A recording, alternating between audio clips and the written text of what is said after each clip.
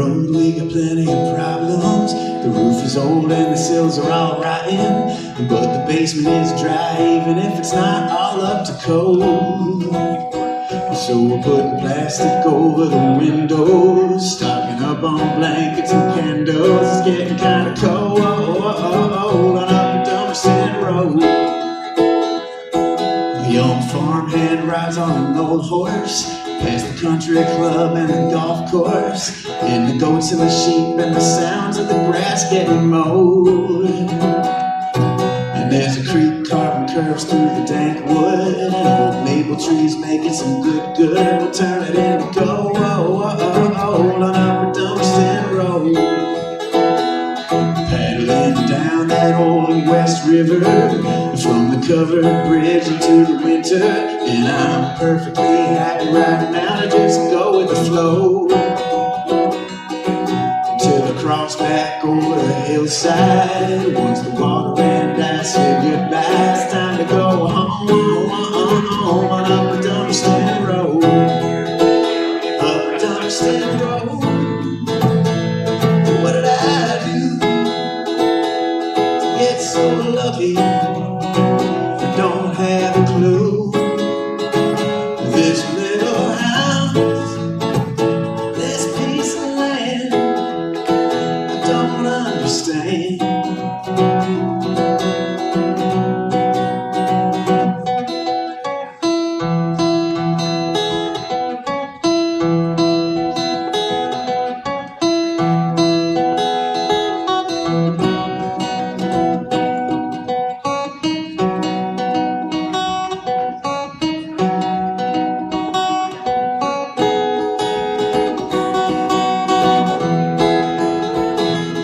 Dummerston Road. What did I do to get so lucky? Don't have a clue. This little house, this piece of land, I don't understand. On up Dummerston Road, you gotta watch where you're going, especially when it's icy or snowing. Dangerous curves drop straight off into the forest below. And we gotta share the road with the creatures and the telephone poles and the people with places to go. On up the Dummerston Road. Now it's time to go home on up the Dummerston Road, 'cause it's getting pretty cold on Upper Dummerston Road. Thank you very much, everybody. Thank you, Barry.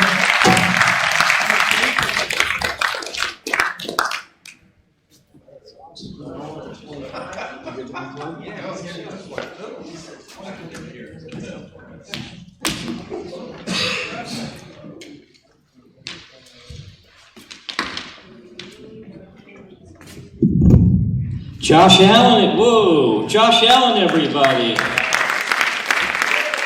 From Dummerston, Vermont. One of our comics, their kids go to school together, Josh and one of our comics, and she said he was a cool musician, so we included him in the show. He's been to my place in Chester. I'm Barre Pinske, I'm your host. Looks like we got a nice crowd out here. Thank you for coming. It's freaking awesome. You people are risk takers. You had no idea what you're in for, or you just thought, I won't stay home on the couch tonight and see what happens. Hopefully we'll have a good show for you. We have 20 comics from 5 different states, which is pretty neat. I started doing stand-up comedy 2.5 years ago, fairly seriously. Most of us are open micers, and we travel like up to an hour, sometimes more, to do an open mic. 5 minutes of time, mostly with open mic comics in the audience who don't laugh, and somehow we like it.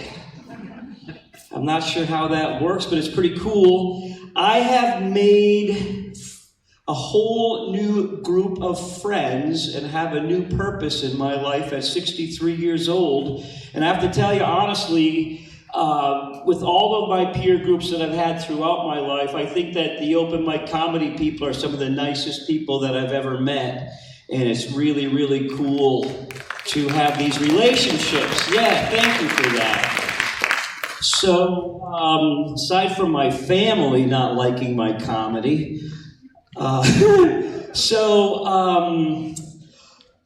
this is the deal. So I had an idea in mind of what I wanted to do, and then I started thinking about when I was a kid and how I wanted to be a ringmaster in a circus. And then with the crowd here and the lights and everything, I thought maybe I could try my circus ringmaster thing. And if you guys can imagine what it would be like to be at a circus right now, you can smell the popcorn in here. Imagine some cotton candy, little people with big wheelbarrows and shovels, shoveling up elephant poop. There's no more circuses anymore. I try to be a circus ringmaster. So anyway, I'm actually going to try to introduce the Bellows Fall Circus right now for you all. And I thank you in advance for giving me this opportunity to pretend to be a ringmaster. Ladies and gentlemen, welcome to the Bellows Fall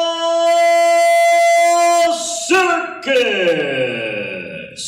And now, prepare yourselves for the roar of the thundering pachyderms.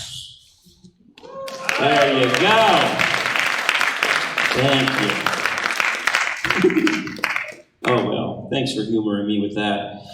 On another note, I don't know if you saw this, but there's a baby elephant that was born in a zoo recently, and the mother rejected the baby.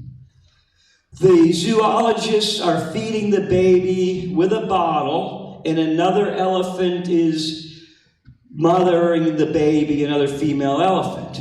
So the zoologists are thinking that because of the little elephant's childhood trauma, that someday that elephant may grow up to be a stand-up comic. Thank you.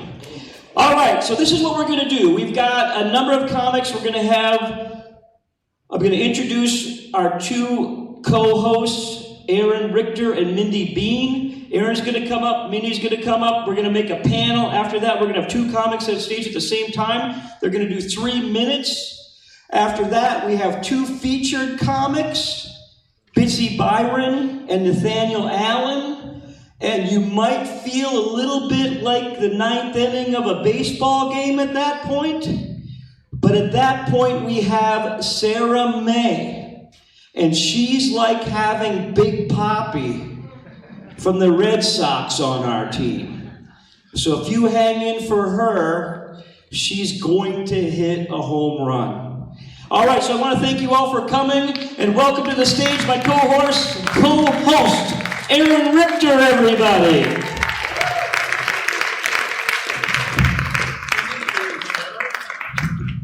Hello, everybody. How's everybody feeling?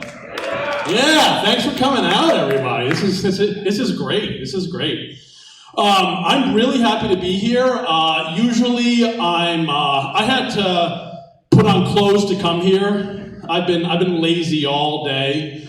As you can tell, I'm a bigger guy. You know, I'm overweight and I'm tired all the time. I suffer from something called fatigue. Anyone else? Anyone else? Yeah, it can be debilitating at times. As a guy who suffers from fatigue, I watch a lot of movies. That's what I love to do. And anyone here like Jim Carrey? Yeah, Jim Carrey, right? Yeah, he's been in the news recently because of all the plastic surgery to his face. And I'm looking forward to it. He has a new movie coming out in about 6 months. In the movie, he plays a Muslim man. I don't know if any of you have heard of this. It's called The Mosque. Yep. It's going to be a good one. Look for that one around October, you know. And he actually is coming out with a sequel to The Mask. It's called The Mask 2, What the Fuck Did I Do to My Face? Electric Boogaloo. So that'll be a good one. Yeah. A little bit about me. I've been doing comedy a few years. What else? My favorite color is green. I'm a sex offender. Yeah. I offend women with how bad I am at sex. Yeah, that's true. I've actually had a woman tell me that during sex, I look like an otter trying to get up on a dock. Anyone else seen those YouTube videos of the otters trying to flop up on the dock? And he's always so happy to finally be up there and be dry. Unlike the women I have sex with, they're not happy to be dry. But what can I do, you know? Use all my bag of tricks, that's all I got, you know? But you can probably tell, I'm not great with women. This is what I have to deal with, you know? I never have been. I'm in my mid-30s now, and I know when I go out to a bar and I approach a woman, how they're gonna react. It's usually like, ugh, gross, you know? But that's normal for me, you know? I actually get rejected so much that it's turned me into an ass man, because that's what I see as they're walking away, you know? And I'm like, oh, she rejected me, but she's got a great ass. Yeah. It would actually be really weird to me if a woman did, like, she approached me, she's like, hey, you're cute. You want to come back to my place? I'd be like, okay, my night is not going to end well. I'm going to end up in her bathtub with my kidney missing, you know? And I'm so desperate with women, like, I wouldn't even mind that, you know? Like, I'd be like, listen, I know you're going to kill me, okay? But before you do, can you just touch it? Just, you know, just give me a little something, you know? I know, give me a little pre-mortem handy, Jay. I don't care what you do with me post-mortem, but, oh, that got dark. And we're ending right there. So, one of my other co-hosts in crime is, she's also from Vermont, and I would like you to please give it up, everyone, for Mindy Bean!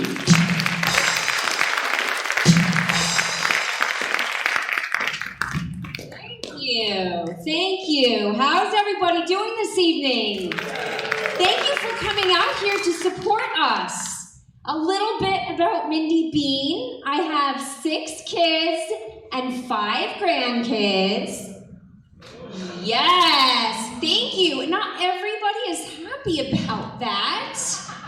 Miss Fountain of Youth over here, single-handedly overpopulating our planet. They love me even more when they find out I'm poor. Yeah. How are you supposed to support all those kids? Easy. I do questionable things for money. Yeah, I don't get paid for sex. That guy looks disappointed. You're not missing much. I'm too tired to have sex for free. But pee in a champagne glass and keep it in someone's bathroom for $50? That's okay. I pee at the doctor's all the time. At least I get to feel fancy peeing in the champagne glass, and I get $50 to give to my son for his field trip. It's not blood money, it's just a little bit of piss money.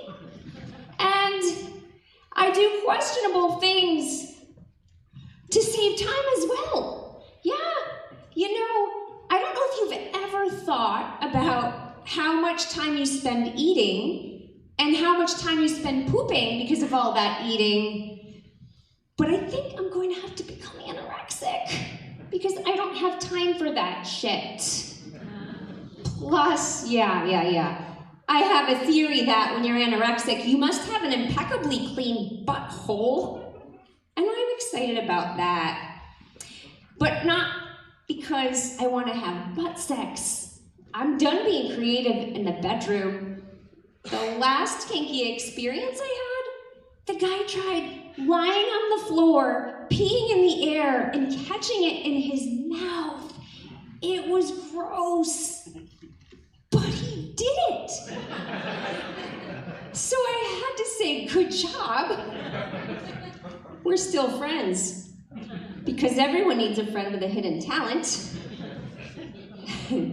Nowadays, when it's time for sex, I just tell my partner, get every drop in my mouth, and I swallow it all, because I'm Mindy Bean, and I don't have time for that.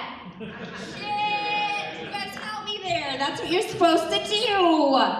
Thank you for coming out. I hope you have a great evening, and let's keep this party going. We ready for our rapid fire comedians?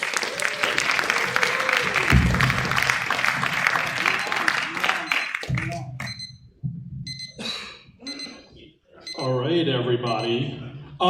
So we're gonna introduce the comics now. On deck, we have Dustin Peterson. And then come to the stage right now. Please give it up for Achilles of Ostra.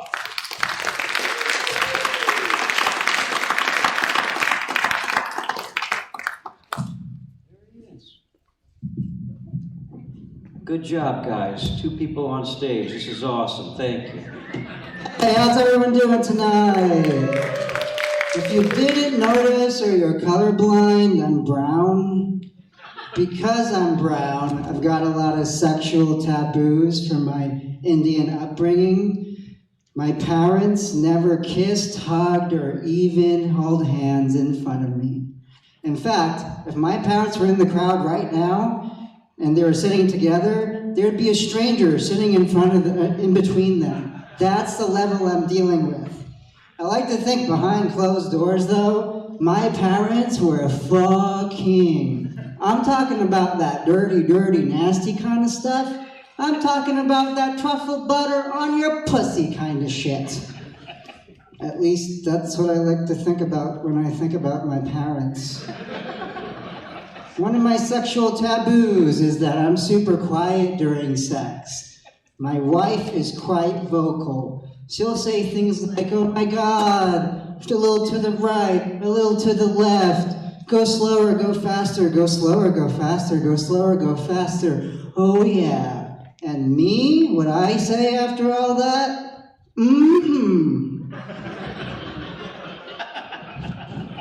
I'm trying to be better though. I'm trying to be more vocal during sex. At least that's what I tell myself to make myself feel better about the situation that I'm in.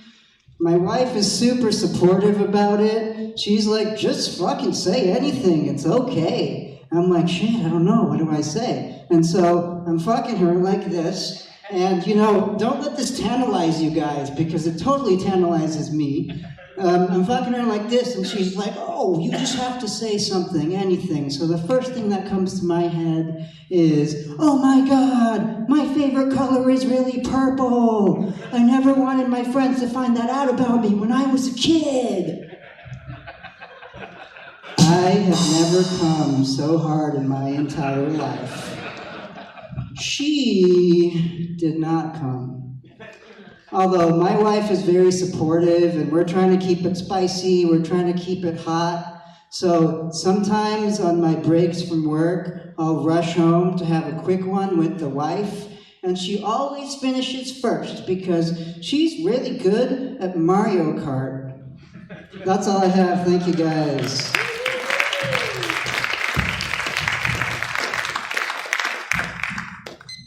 Thank you. On deck is Christian Eyre. But come to the stage right now. Please give it up for Dustin Peterson, everybody. Oh, thank you all. Yeah, I know what y'all are thinking seeing me on stage. Geez, I didn't realize Theo Vaughn's ugly cousin had a bastard child with the Hunchback of Notre Dame. But they did, and here I am. Well, that's enough about Mom and Dad for a 3-minute set. If it's not obvious from my attire this evening, I'll let you all know that I do in fact work in construction. Specifically, I work in building, rigging, and moving. So we have a lot of big machinery, complex tools, a network of hydraulic cylinders, or jacks to the layman, that we use to lift buildings up, get them off their foundation, fix them up, move them down the road, what have you. Or, to be simple, I like to say I get paid to jack off all day. Another thing you won't tell from seeing me on stage here tonight, I do usually carry a gun. Kind of a white guy from New Hampshire thing about me. But one thing I don't like about it is everyone likes to politicize it. They think you're some right-wing MAGA Trumper just because you have a gun on your hip. And with me, that couldn't be further from the truth. Honestly, guys, I'm just really scared of those fucking squirrels. You know, you see them everywhere, running around the yard like they own the fucking place. You know, their beady eyes and their union benefits. Drives me nuts. I was thinking the other day, life would be so much easier if the phrase, "it's the thought that counts," worked for everything in everyday life. I'll give you all some examples. I thought about doing the dishes. Boom, dishes put away, sink's clean. I thought about going to the gym. Boom, down 12 pounds. I thought I was banging my girlfriend. Turns out it was her twin. You can't get mad at me, baby. It's the thought that counts. But it turns out that's not a thought her twin brother really appreciates. Yeah, you get all kinds of weird reactions carrying a gun in public. Some people think you're violent. I had someone run up to me and said, "Have you ever shot someone in the street?" I just kind of looked at him dumbfounded like, "No, that's not statistically correct. I'm white. White guys don't usually go around shooting people in the street." For me to commit the statistically correct gun crime, I would need a time machine so I could go back to high school.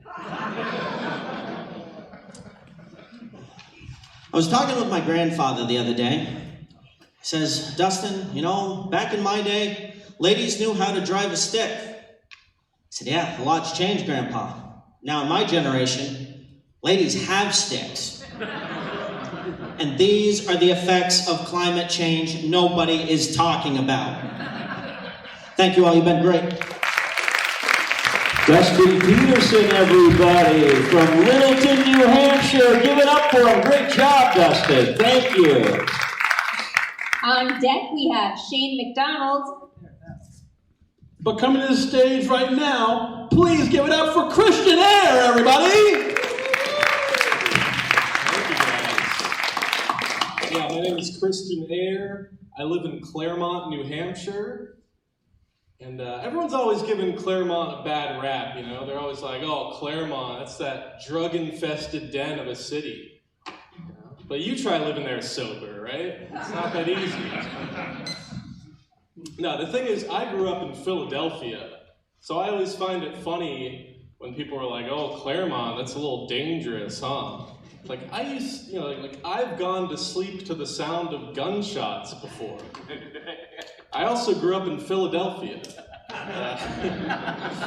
No, Claremont's all right. You just gotta dodge the used needles. I'm not scared of these poor whites. No, but I grew up in Philadelphia, so I'm an Eagles fan. Thank you. Yeah, but sometimes I'll get mistaken for a Packers fan.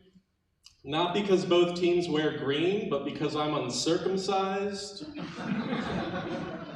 So I'm a bit of a cheesehead.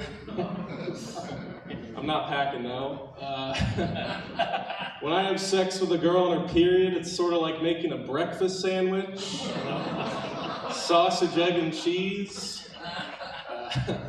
I don't know where the bagel comes from, but I know yeast is involved, so that's fun. Oh, that's a fun one. Lately, I've been drinking pineapple juice, because I don't know if you guys know this, but they say that drinking pineapple juice, it makes a man's cum taste sweeter. But to me, other guys' cum tastes just the same as it ever did. It's a decent chaser, though. I don't know what I'm doing wrong.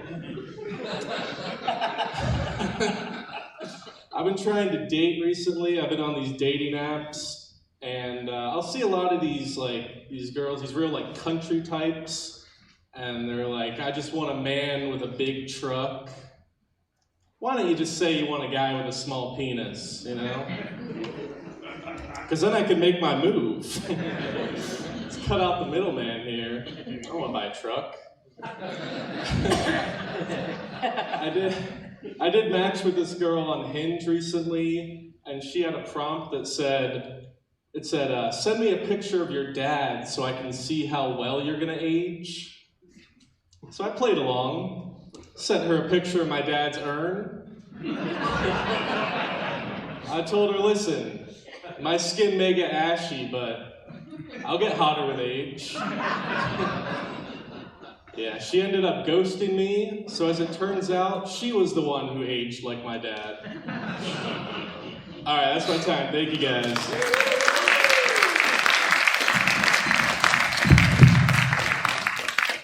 Thank you. On deck, we have Robbie Basson. And please give it up now for a world-class Homer Simpson impersonator, Shane McDonald, everybody! Really, Aaron, I dressed up tonight. So I spent all day today trying to figure out what to wear.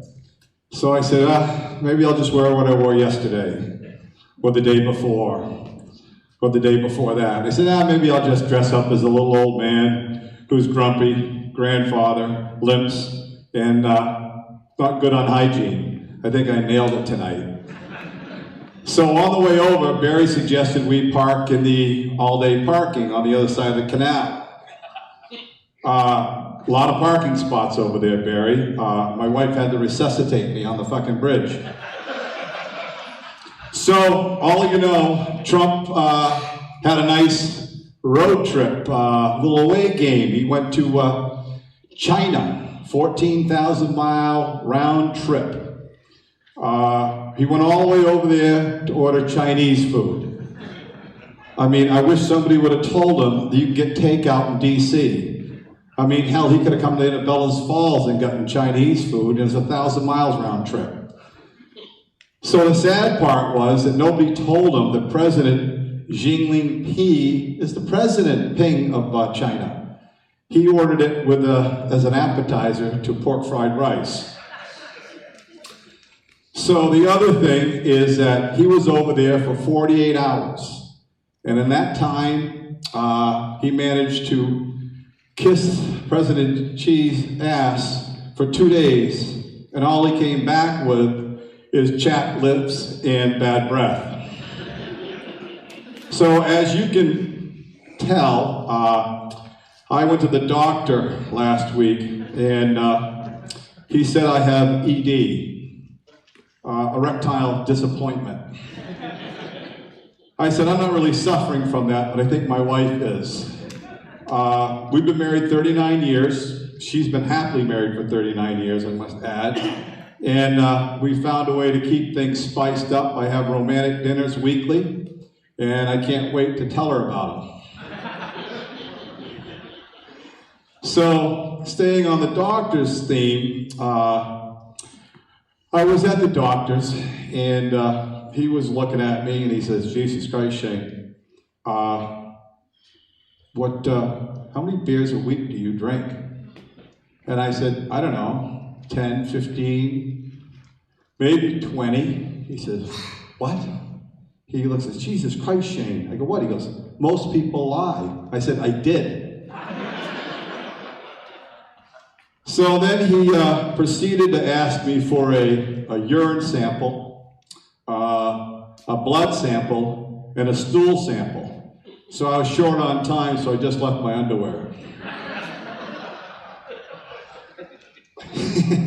Yeah, that's kind of gross. What else did I have to say? There's one other thing that I got some time that, oh Jesus. So I decided to start sleeping naked, right? Yeah. You would laugh too. So I thought the freedom, that would be awesome. Well, come to find out, I'm now sleeping alone in bed, and my wife and the dog are sleeping on the couch. All right, guys, thanks a lot. Thank you, Shane. Great outfit choice, by the way. On deck, we have Bob E. And coming to the stage right now is aspiring mad scientist, Robbie Mason! Hello, everybody. Don't you guys think the human body is amazing? Yes. Can we get a show of hands? Wow. It's truly awe-inspiring, human anatomy. I don't know if you guys knew this, but the hand is actually the only part of the human body. Amazing. Well, that's enough out of me. How about I hear a little bit from you guys? If you've had a good day today, say, And if you've had a great day today, say,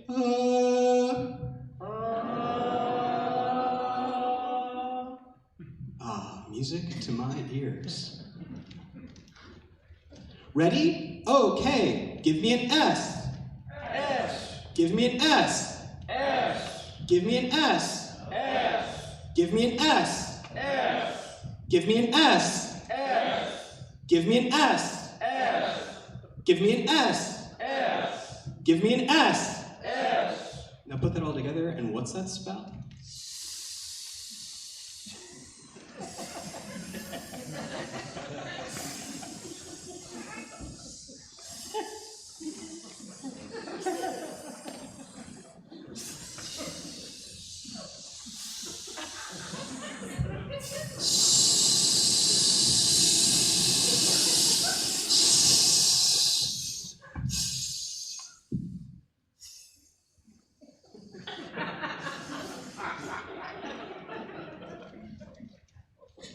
Yeah, go team. Everybody, before I begin my set tonight, I just want to take a moment to thank my grandma, who's actually sitting in the back right now, for coming out tonight to support me. This is what she's done my whole life. Yeah, woo! When I say grand, you say ma. Grand. Ma. Grand. Ma. When I say grandma, you say grandma. Grandma. Grandma. Grandma. When I say grandma, grandma, you say grandma, grandma, grandma, grandma. Grandma, grandma. When I say grandma, grandma, grandma, grandma, you say grandma, grandma, grandma, grandma, grandma, grandma, grandma, grandma. Grandma, grandma, grandma, grandma. When I say grandma, grandma, grandma, grandma, grandma, grandma, grandma, grandma, you say grandma, grandma, grandma, grandma, grandma, grandma, grandma, grandma, grandma, grandma, grandma, grandma, grandma, grandma, grandma, grandma.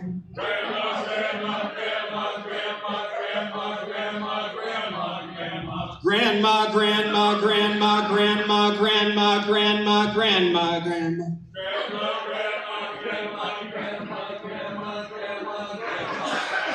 Thank you so much, everyone.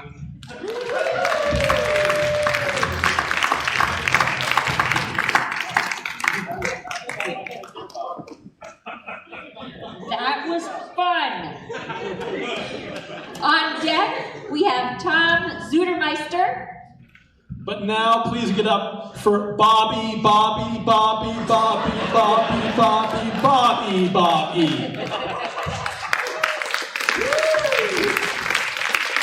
Okay, yeah, give it up to Robbie. Nice, ingenious. Hello, Bellows Falls. How are you? I'm Bob. Like the haircut. No, I'm bald. I do have hair, it's not a wig. Bald wig. I love Bellows Falls. It's awesome here. It's like a cool Brattleboro. I love this opera house. This opera house is so cool. The old movies and stuff. I saw Groundhog Day a few years ago. It's really cool here. It's a dream come true. Also, Bellows Falls, the Joy family. Everybody knows the Joy family of Bellows Falls, right? Yeah. Dairy Joy, Joy Wah.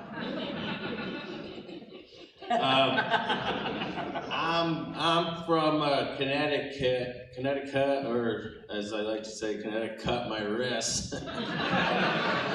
Anybody else from Connecticut? Ooh, yeah. Oh, nice. Kick them out, quick. So that makes me a flat earther. Just kidding. Flatlander. But I live in Vermont, not Brown. My mom, she's anti-abortion, which I'm pretty grateful for.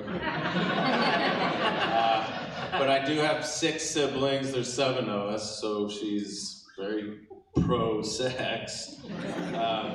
My father's very pro-sex. So pro-sex he has sex with other women. My dad, you're supposed to look up to your dad. I don't really look up to, but he's like a superhero, you know? Just like toxic man. I love stand-up. I really love stand-up. It's a lot of fun. It is a little ableist, though.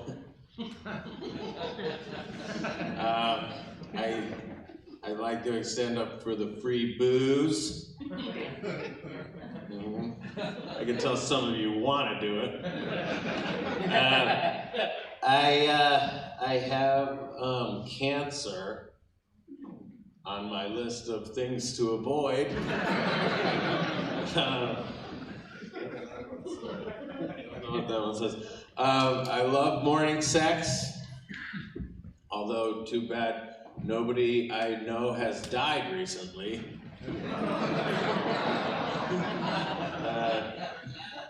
I don't want to be known as a one-liner comedian, so whenever it's around, I do all the cocaine. Thank you, everybody. Bobby, everybody. Good job, Bob. That was awesome, man. Now on deck we have Abby Roberts. And now please give it up for a man who's going to try and sell you life insurance after the show, Tom Zudermeister!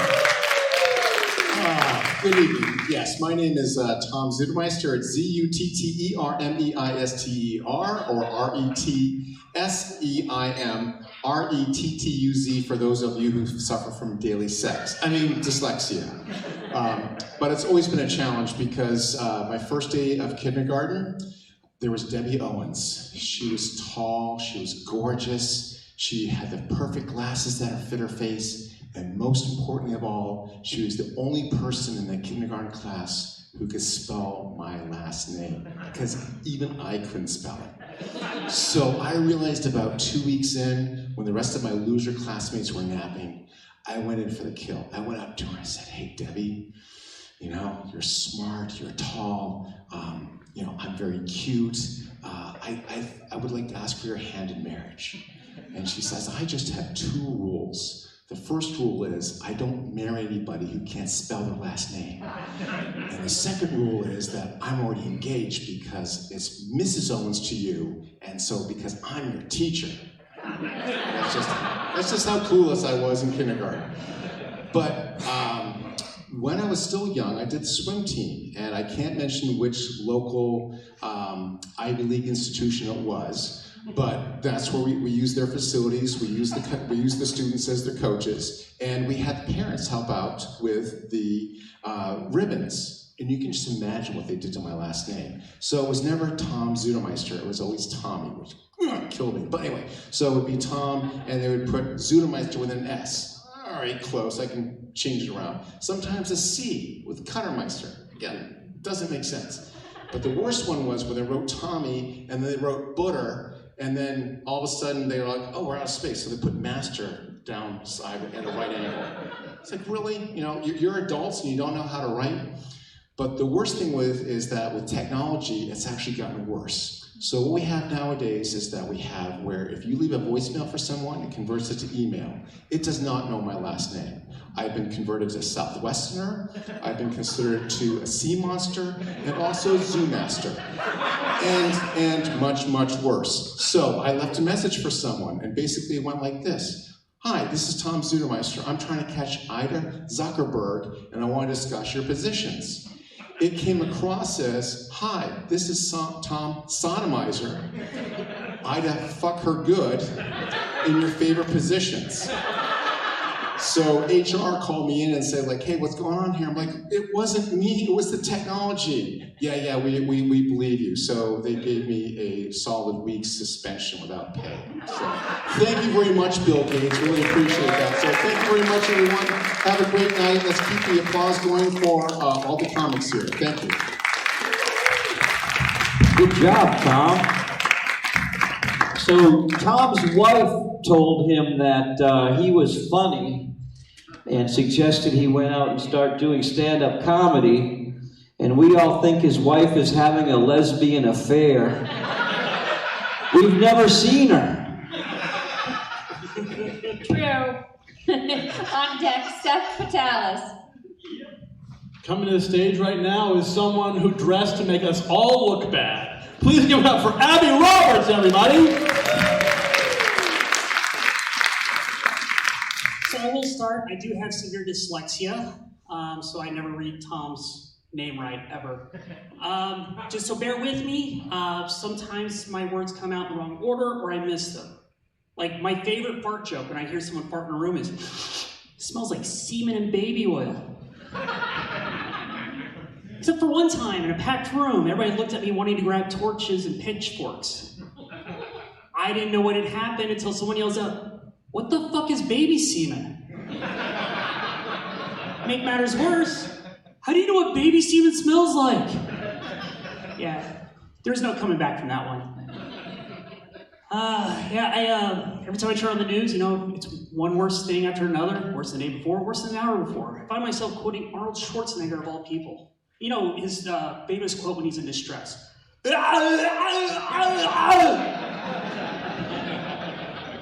bad thing is, since I started doing that joke, I developed Tourette's. I work in a school. I will be walking down a hallway and just randomly, I've been talked to a few times about that. Believe it or not, I was married for 24 years. Yeah. Thank you. Yeah. The feedback I was receiving towards the end was, you're too emotional, you're too screamy, I didn't sign up for your PTSD. So I worked hard on myself. I'm going to be that caring supportive partner the next time I have a spouse, slip me a Xanax, and then seduce my best friend. That's actually my very favorite joke to tell. It's also a true story. But since we split, it's been good. Actually, probably for both of us. I've lost 40 pounds. Thank you. Last summer, I finally had the courage to go to the pool and wear a two-piece swimsuit. But when I got there, of course, a little bit of that courage slipped away, and I told my daughter, I was like, I bet I scared everybody off in the first 5 minutes. It was less than 2. It's amazing how fast people will flee when you're in the deep end and shit yourself. Yeah, I was a squid blasting ink. It's also how I found out that I was gluten intolerant. Yeah. Now, you may find that joke gross, but structurally, it is sound. Unlike me. I'm Abby Roberts. Thank you very much.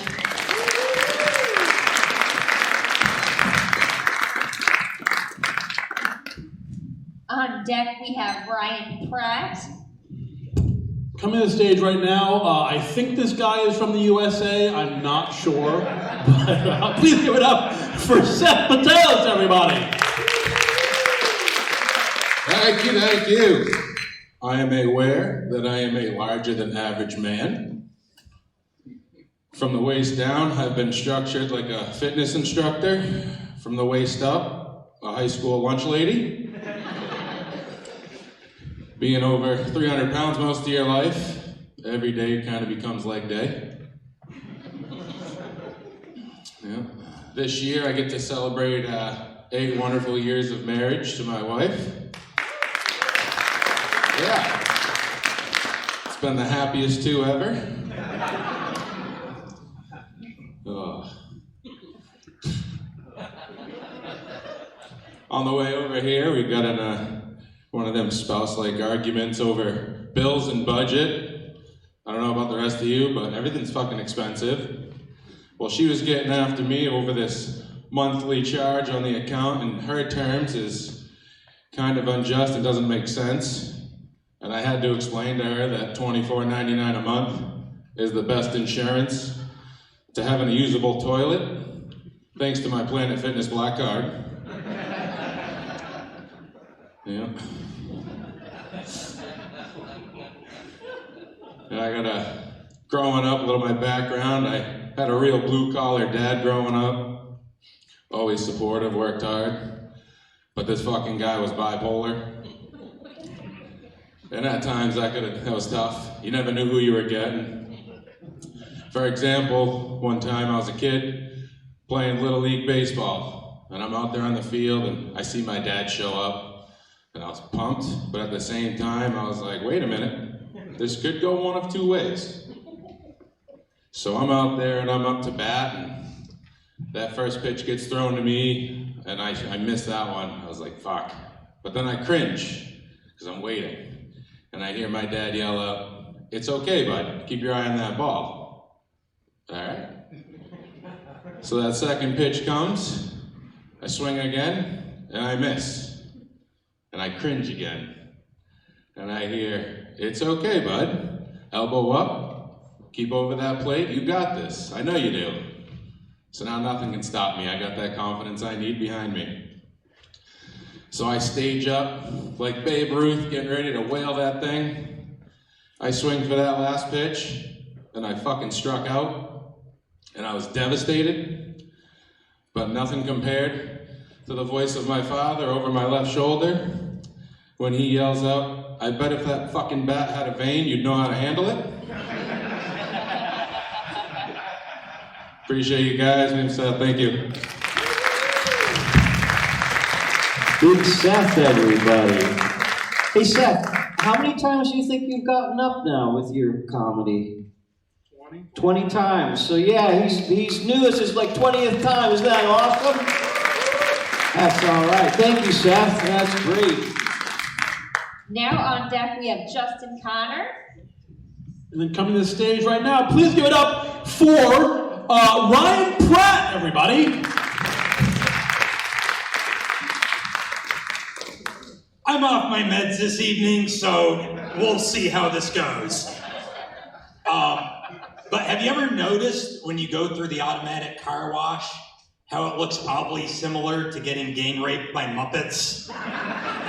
It's just colorful arms flying everywhere, foam shooting. Don't ask me how I know, I just do. Thank you. In case you can't tell, I lived in Florida for quite some time. And I like to tell people it's not as bad as they think it was, that you see in the news, but I'll tell you, there was one time I was walking home and this woman was walking her kid. She had the kid on a leash and a harness. I don't know what they're trying to prove with that, but, well, I figured I would amuse her. She's walking over with a kid, and I just go up to them, and I'm like, oh, he's a good little boy. Oh, let me get behind the ears. Did you get him fixed? He'll hump your leg if you don't get him fixed when he's young. And then the little bastard bit me. And I just thought, okay, how do I handle this situation? What would Caesar Milan, the dog whisperer, say? He'd say, display dominance. So that's why I pissed on the kid. What? I know some of you are judging me. I never got bit ever since then by him. I'm not allowed within 100 yards of him, but that still counts for something. I'm kidding. Florida's a stand your ground state. I was just defending myself. All bets are off. Reason I moved to Florida, I'm originally from this area. My mom, several years ago, was diagnosed with Parkinson's disease. So I'm an only child. I'm like, I have to look after my mom. I moved to Florida, bought a house, got her to move in with me. And then after she moved in, I said, you know what this means now, Mom, right? It means you're a mover and a shaker. Oh, I had to live with it, so. But she didn't like the joke too much herself. which I found that out when she punched me in the face. Wasn't much shaken when she did that either. I apparently shouldn't have paid for those boxing lessons for her, which is a real thing. They have boxing lessons for people with Parkinson's. It's not what you sick people are thinking either. The exercises are good for them. They don't take two people with Parkinson's and put them in a ring against each other. It's like, in this corner, in the black socks and the sandals, we have Colin Trembles McGee. And in the other corner with the trifocals, the Iron Shake. But my mom was tough though, too. She had to have brain surgery. It was something to do with her Parkinson's. She had to be awake through it, like they do with a lot of surgeries, brain surgeries. The main surgeon drilled into her head. Her hair got tangled around the drill, and the doctor said the worst thing you can possibly say, whoops. And my mom, without missing a beat, said, excuse me, don't say whoops when you're drilling into somebody's head. And I'm like, that's badass. My mom Karen the surgeon when she was on the table. That's all I have. Thank you so much. Ryan Pratt, everybody. Ryan lives in Greenfield, and he chases up to our Rising Tide performance space in Chester all the time. So if you want to see more of him, come up to Chester when we have a show. Now on deck we have Kyle Cody. But please give up for this next guy, who a bunch of us comics will be shoving in a locker after the show, Mr. Justin Connor! Hey guys. I just moved out of my parents' house. Thank you guys. I can come as loud as I want now. I'm a fucking screamer. Guys, I live for the simple pleasures in life. You know, like face fucking a bag of garden salsa sun chips. Like seeing a fat person get in their car and their car kind of sinks a little bit.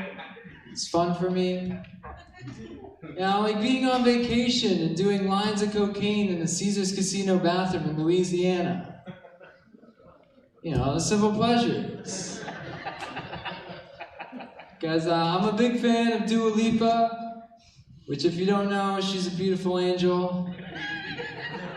But, no, I love Dua Lipa, but I found out she got engaged recently, which kind of pissed me off.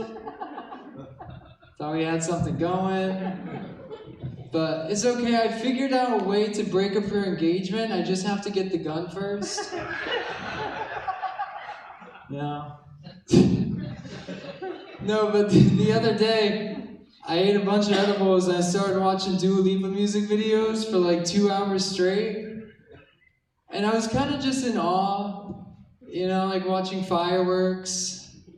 Like watching a gangbang simply because you're a curious boy.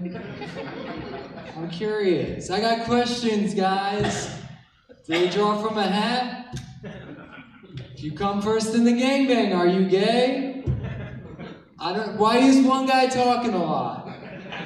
He's like, oh yeah, get it. It's like, there should be no talking in the gangbang, guys. The only one talking should be the lady going, oh yeah, oh yeah, oh yeah.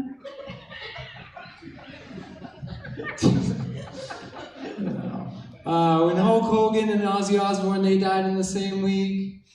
And when stuff like that happens, I love seeing the Facebook posts. This one girl was like, Hulk Hogan, you racist piece of shit, I hope you rot in piss. It's like, all right, calm down. The guy said the N-word like one time on a voicemail. And he was concerned about his daughter dating a black guy, and that's his thing, guys, okay? And on the other hand, everyone's praising Ozzy Osbourne. Guys, there's no way Ozzy Osbourne did not say the N-word. He just never got caught. Do you know what he was going to name it before Black Sabbath? I feel like overdosing is kind of embarrassing. Come on, you don't know how to count? Like, if you eat all the cookies in the cookie jar, you're going to get a tummy ache. Thank you guys, I'm Justin Connor.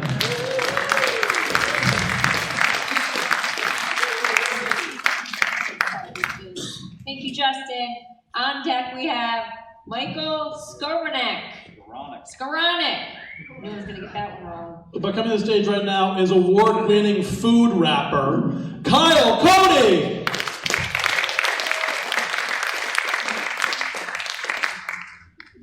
Thank you, Aaron. Nice fat joke. You guys will hear plenty more of those. So, I came all the way from Warwick, Rhode Island. Woo, woo, woo!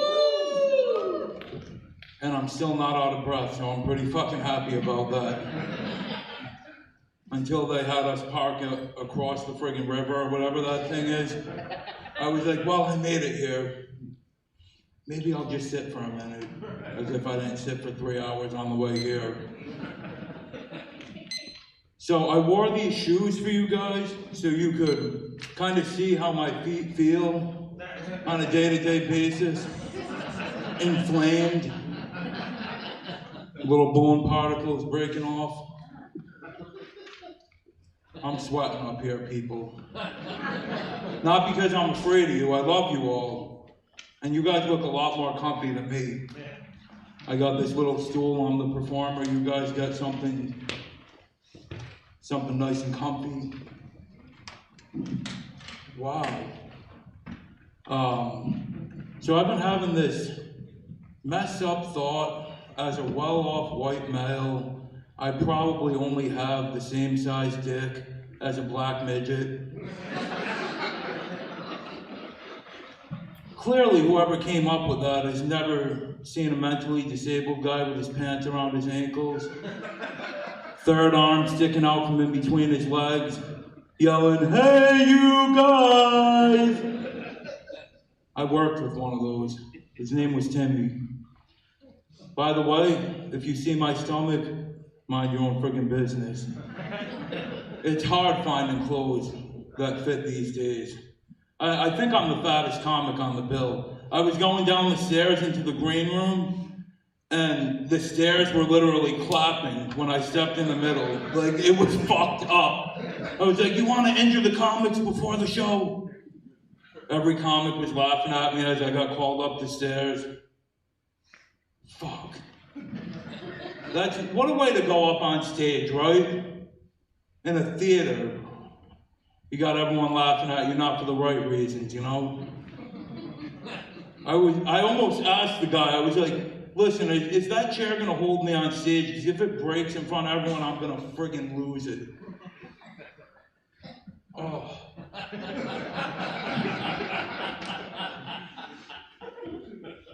So, due to my appearance, I'm pretty sure all of you can tell that I've done time at Taco Bell.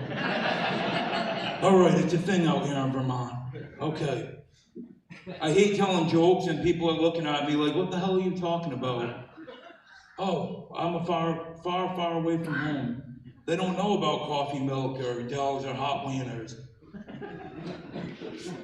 Maybe some of you do know about hot wieners. Listen, mine's not the biggest, but it is pretty hot, all right? And I want to leave you guys on this. For all of you running to Dunkin' Donuts in the morning to grab your coffees, remember this one thing for me. America does not run on Dunkin'. America gets the runs on Dunkin'. I'd like to say they have a newer quote. It's working out a lot better for them. It goes something like this. There's always something brewing. Let that resonate, my friends. I got something brewing myself. I'm gonna get the hell out of here and go back down those sketchy stairs. Thank you so much. I'm Kyle Cody. I hope you remember my fat ass from Warwick, Rhode Island. Give it up for Kyle, everybody. So Kyle saw our postings on the New England Comedy Open Mic page on Facebook, and he's like, you don't have anybody from Rhode Island, I want to come up. So here he is. So that was awesome, Kyle. Thanks for coming, man. Woo! Thank you, Kyle. Now on deck we have Eric Williams.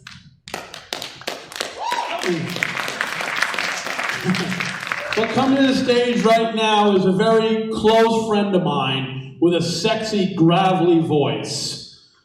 Please give it up for Mr. Michael, the chronic Skaronic! Thank you, Aaron. It's only gravelly because of all the cigarettes.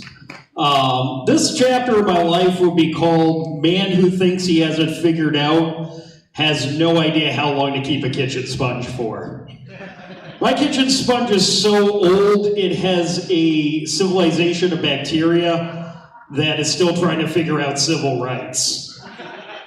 My kitchen sponge is so old, it remembers a functioning middle class. Yeah, nobody taught me anything, people. I know nothing. Where do we stand on AI? Give a yay if you love it, a boo if you hate it.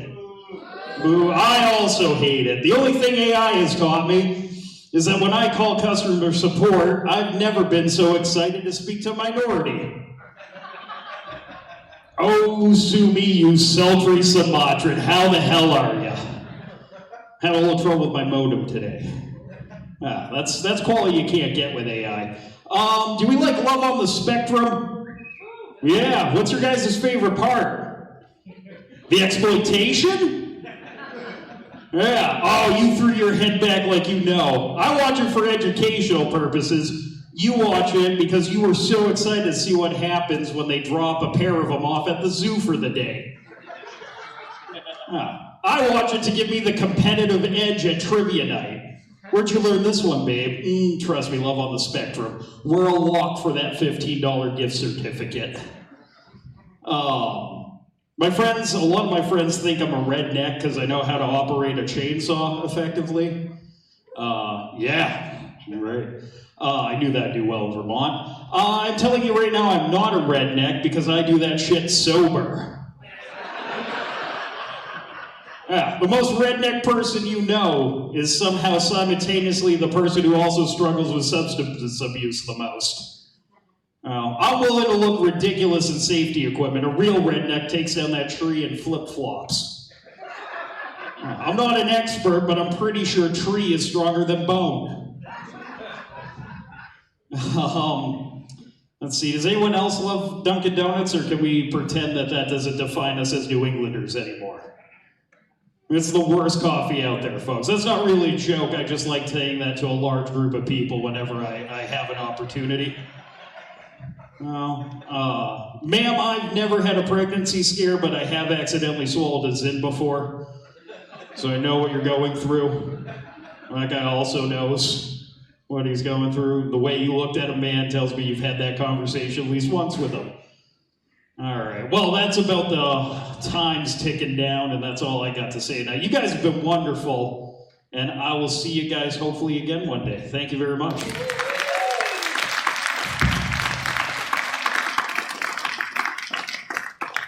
Thank you. On deck, we have Daniel Arnold. But coming to the stage right now, please give it up for Eric Williams. How we doing, Bellows Falls? We have fun tonight or what? You guys better get a lot more loud right now. Man, it's hard being the brownest guy on this lineup. Sorry, Akil. No, but seriously, there's a reason I wear this hat. It's because I get a little bit typecasted. I'll take it off for you guys just because I like you. It's hard looking like, Al Borland from Tool Time, but also Rosie O'Donnell at the same time. And it's hard dating, you know what I mean? Like, you want to get a girl in the mood, but all you get is nostalgia. That's it. I come from an Irish Catholic family, and we had a hard winter, right? So the big thing in my family is if we have a big winter storm, the whole family's coming over to be safe. And my little cousin, during this snowstorm, was like, hey, I want to play superheroes. I was like, let's do it. So I'm flying him around the room. He goes, Eric, you're like a real-life superhero. But I'm like a real-life superhero that got bit by a radioactive person with Down syndrome. Like, with great power comes great responsibility.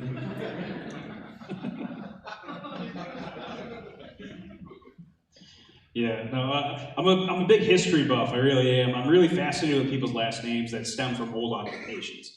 Like, you meet someone with the last name Shepherd, go back, they probably had some goats, some sheep, some shit, fucking farmers.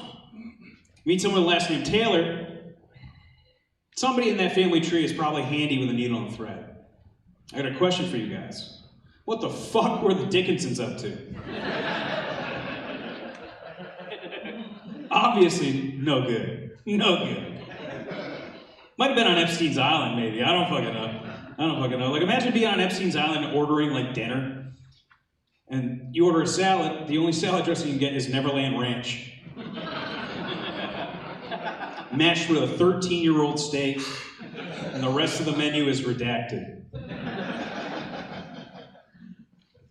Yeah, no, I'm only dating girls with accents from now on. So, like, imagine, like, a nice southern accent, like, oh, little old me. Perfect, cute.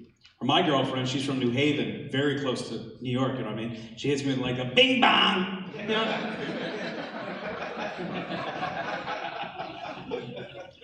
You know what's not sexy? A Boston fucking accent. Like, imagine being in bed with a girl and she goes, hotter. Hotter. You're gonna fucking come inside me?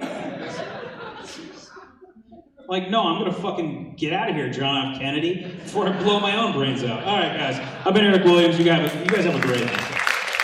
Woo! Good job, Eric. All right, how's everybody doing? Are you hanging in there? Having a good time? Awesome. So we have 2 of our open micers left, and then we'll have our 2 featured and Sarah May. So we're moving through. It's all going according to plan here so far. What do we got coming up here, Mindy? We have Corey Albert. And coming up right now, please give it up for Daniel Arnold! I'm already standing up, so you don't have to. That's fine. One thing you gotta know about me is I love posting movie facts on my Instagram story. Like, did you guys know that in the movie Tusk with Justin Long, where he gets brutally turned into a walrus, test audiences found him to be too sympathetic for his fate. They found the simple solution here, the movie directors did, of making Justin Long's character a podcaster. Yeah. It got me thinking a bit. It got me thinking. If Donald Trump went on the Joe Rogan Experience a few years earlier, we could have been saved from 2 terms. Honestly. Okay, do I have to break out the Obama version for this crowd? Alright. I heard Obama went on a podcast a few months ago. If he did that a few years earlier, we could have been saved from 2 terms of Obama. Yeah. I love movies, man. My girlfriend keeps sending me casting calls, though, and she wants me to grow my hair out for the role of an 18th century bellboy extra.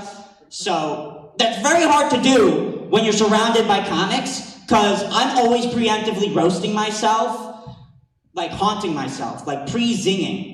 Like imagining I'm haunted by the spirits of Rodney Dangerfield and, God forbid, Don Rickles. Get a haircut, kid! But thankfully I didn't end up getting the part, so boom! Saved!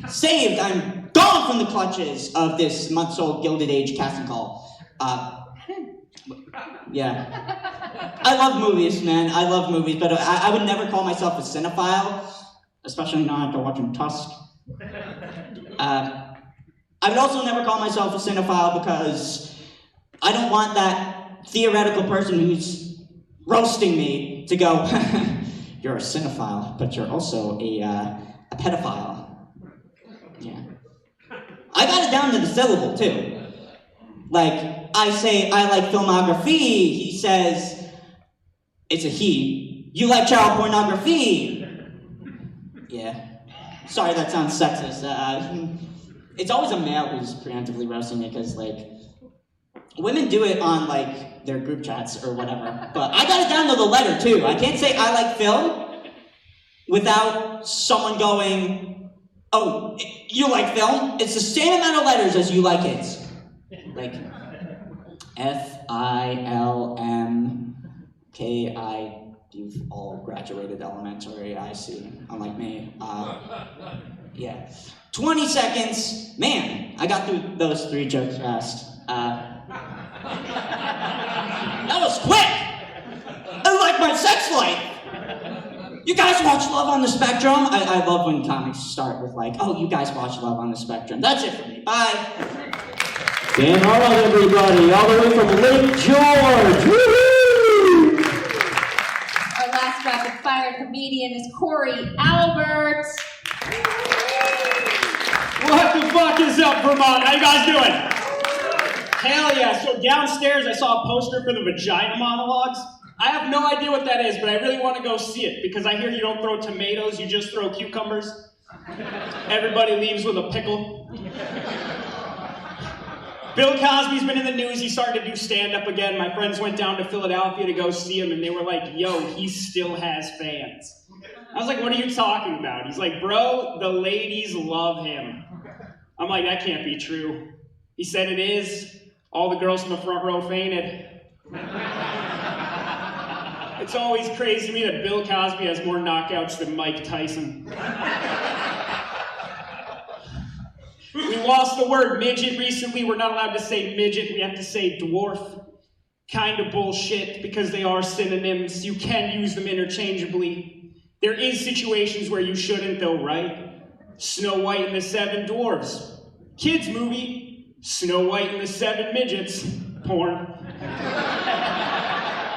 We're so progressive as a society, but there's not a lot of movies in recent memory with an all-midget cast. And I think that's because the movie would unintentionally become a comedy, right? Like, you could take something as serious as Rent, and it just turns into a fucked up Willy Wonka with AIDS. Every lady cried at the end of the Titanic, but would you still cry if at the end it was a midget in a Fisher-Price boat drowning in a kiddie pool? I got one more joke for you guys. I was on Tinder and I matched with this girl and she was a considerably older woman. And she was like, come over, I'll give you a blowjob. And I was like, fuck yeah, I'm on my way. So I get there, this chick meets me in this beautiful blue robe, pushes me to the bed, starts going to town. Then I notice her nose kind of twitch. How many of you had a girl sneeze during a blowjob? Follow-up question, how many of you tasted your unborn child? It was like a fucking move on a Street Fighter. It was just like Hadouken and a salty missile of a surprise hit me in the back of the fucking throat. I didn't know what to do. I was drunk. I fell asleep. I woke up covered in piss. This chick R. Kelly'd me in her sleep. And the only reason I tell you guys this is because every fucked up situation that all of you go through in your lives teaches you a valuable life lesson. This life lesson was, don't pick up a chick on hospice. All right, my name's Corey Albert. Thank you guys so fucking much. That was awesome. Good job, Corey. Corey was on Kill Tony in Madison Square Garden. He was the first person pulled out of the bucket, so that's pretty cool to have him here. All right, so we're going to switch up the stage and start our featured comics.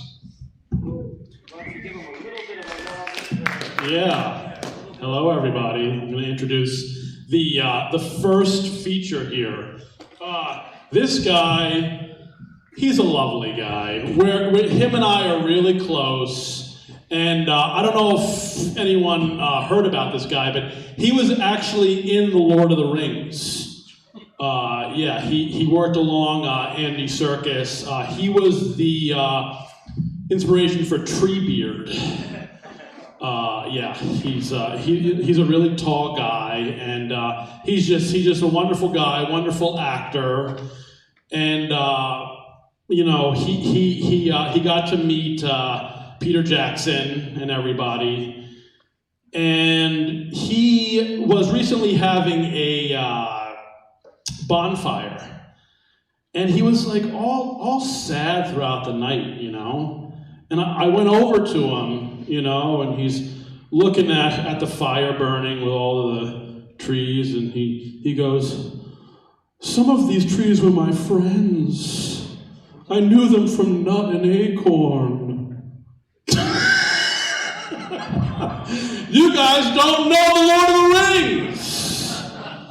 Yeah, he loves when I bomb introducing him. He loves that more than anything. Please give it up for my very good friend, Nathaniel Allen!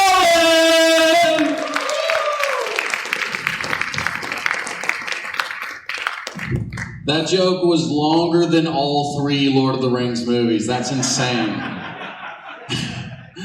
Oh my God, what an intro. All right, you guys lived through the open mic. What do we think? We have a good time? Yeah, give it up for those guys. Those are hardworking comedians. They're driving multiple hours in a car with too many lights on just to go and do this for a couple of minutes. And you guys showed up. Thank you. Supporting a great cause. It's awesome. I was poor growing up. I didn't know what public access TV was. I was like, I get a big stage. I can walk all the way over here and keep doing comedy? Absolutely. I'll do whatever I can do. I'm very excited to be in Vermont. Legal weed, what's up? You guys are the better state. I'm from New Hampshire. I'll sell it all to come over here for legal weed. I had to hide weed when I was younger. I'm 27 now, so Dad can't ground me. I still live with him. But when I was 19, he could have taken my phone away because I still was like, he's the adult.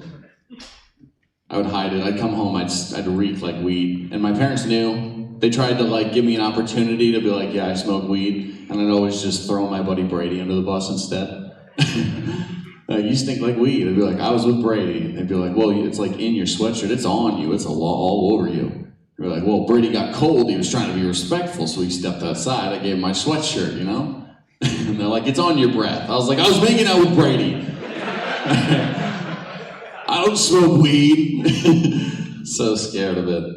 I had a great drive getting out here, guys. I drove by a cow, one of those Highland cows, had long brown hair. I mooed out the window at it, and then I started thinking, I was like, what if I just mooed something mean or racist to that cow? What if I just mooed and I called that cow English, and it was like, I'm fucking Scottish! Nothing more offensive than calling a Scottish person English, or an Irish person English, or anyone English, really. I don't respect that country. Nah, England's fine, I guess. Let's talk a little about me. I served tables for a little while. Anybody in here served tables before? Those are heroes that are clapping right now. More of you should be clapping for them. Serving tables is a nightmare, all right? I serve tables, and I think it's exactly like serving in the military, because you go in young and broke and you leave an alcoholic with bad knees. Questionable friends who you think should see a therapist. You're like, you're unreasonably angry. He's like, I'm traumatized. Yeah, serving tables is rough. I served tables down in Austin. I've served them in Laconia. It's all the same. I don't like it. It's the worst. It's what pushed me into the job I'm doing now. I'm a personal trainer. That means is I'm 27, so I still look in shape. I have clients who are like 60, 70, 80. They're like, how do you do it? I'm like, what? They're like, climb the stairs. Like, I'm 27. I'm living on nicotine and weeds. Do you want some advice? Yeah. Personal trainer, it doesn't work out. Women hear personal trainer are like, this guy, I bet this guy is hot with his clothes off. No, I look like an overgrown 15-year-old boy, right? And not like one of the hot lacrosse ones, okay? I look like a theater 15-year-old boy. We didn't like the pedophile joke where I snuck in that some of the lacrosse boys look better. Imagine you're 15, that's all I'm saying. I'm not saying I want to sleep with them. That's what that always gets, tepid chuckles. I think that's hilarious to make you guys think that no, anyways, we're gonna move past that. I had a good drive out here. I am a big fan of this town, cute little town, quaint New England town. I love it. Driving through, I was like, this place looks like it was built and then it never changed. The spirit of Paul Revere still runs through these streets. Every day you're driving down, except now, instead of the British are coming, it's like, the MAGAs are coming. Same feeling, but it's all right. I'm tall. Aaron told that incredibly long joke to bring me in. I'm 6'6". Sure. Every short guy in the world. It'd be great, wouldn't it? No, you're just getting sexually harassed by 5'6" guys all day long. They're like, how big's your dick? Being tall is fine. It's the same experience for me, except I don't fit into anything, you know? It's really not that great. The only benefit it really gives me is that if I weren't wearing a hat, you guys still wouldn't be able to tell I'm thinning in my hair. Like, the top of my head looks like shredded jeans. If you shine a light, It's like you're seeing a kneecap. You're like, you should lotion that. I think you got some Credo cap. Yeah. I'm losing it too fast. I'm scared. I'm 27. What am I going to do without hair? I don't have a beard. This is the best I can do, guys. This shitty Orlando Bloom ripoff. I like to call it Pensacola Bloom. It's my look. Can't steal it. Comes with a reverse Hitler. No middle part. It's the best part. Did you get to do the gag when you shave it off, you know? In the mirror alone. You don't walk in public with that. That's crazy. But in the mirror for a gag, you're like, it'd be funny to show my girlfriend or in my case, my dad. Hey, Dad, do you think I look cute this way? He'd be like, oh my God, I knew you were making out with Brady. Yeah, this beard sucks. I always tell people, I'm like, I got a beard like assless chaps, covers everything but my cheeks, all right? What if the migration doesn't happen fast enough? What if I can't ever grow a nice beard and I just have to keep shaving the top and the bottom of my head for the rest of my life? I gotta be butt cheek head through town? You can't rock butt cheek head, that's a rough look. I don't care how tall you are. No woman wants to go over to butt cheek head. Butt cheek head has to introduce himself. I don't have the courage. My least favorite thing that people do when I'm tall is they won't say when I'm tall. I'm tall all the time. When people come over and tell me I'm tall, they don't do it in an interesting way. I've only ever had one experience that made me laugh really hard, and it was while I was serving tables. I went over to this family. I was in Austin, and this family had flown in. I go over and I go, hi, how can I help you? Blah, blah, blah. I don't like my job or my life. What do you need? And they were like, they turned, and the grandfather turns, and they're an Asian family. And the grandfather doesn't speak a lot of English, but he knew 3 words to get through to me to tell me that I'm tall. He said, wow, tall, NBA. It's the only time I've ever been like, fuck yeah, I'm tall. Hell yeah, NBA. No, I'm terrible at basketball. I played basketball in high school with my older brother. He was a senior, I was a freshman. It's the only reason I got on the team is they liked my brother. And the coach would call us the Twin Towers. That's an ominous name for your own players. The Twin Towers. Now, it wasn't a hype joke, actually. He said it was because we crumble under pressure. I was like, oh, that's mean. I'm going to call you the Pentagon because you're short and fat. Yeah. Josh was a good older brother. A bit overprotective. A little bit, you know, he beat the shit out of everyone that made fun of me, and we had to be like, Josh, Mom's joking, relax. Calm down. Come from a good family, but I come from a poor family. But you know you're poor when your parents say poor-isms, you know? The slogan of poor. We're not poor. No, that's my family. We're not poor, we have each other. I was like, I'd rather a PS5. Josh keeps beating up all my friends, and I have no toys because he broke them all. He said my toys were making fun of me.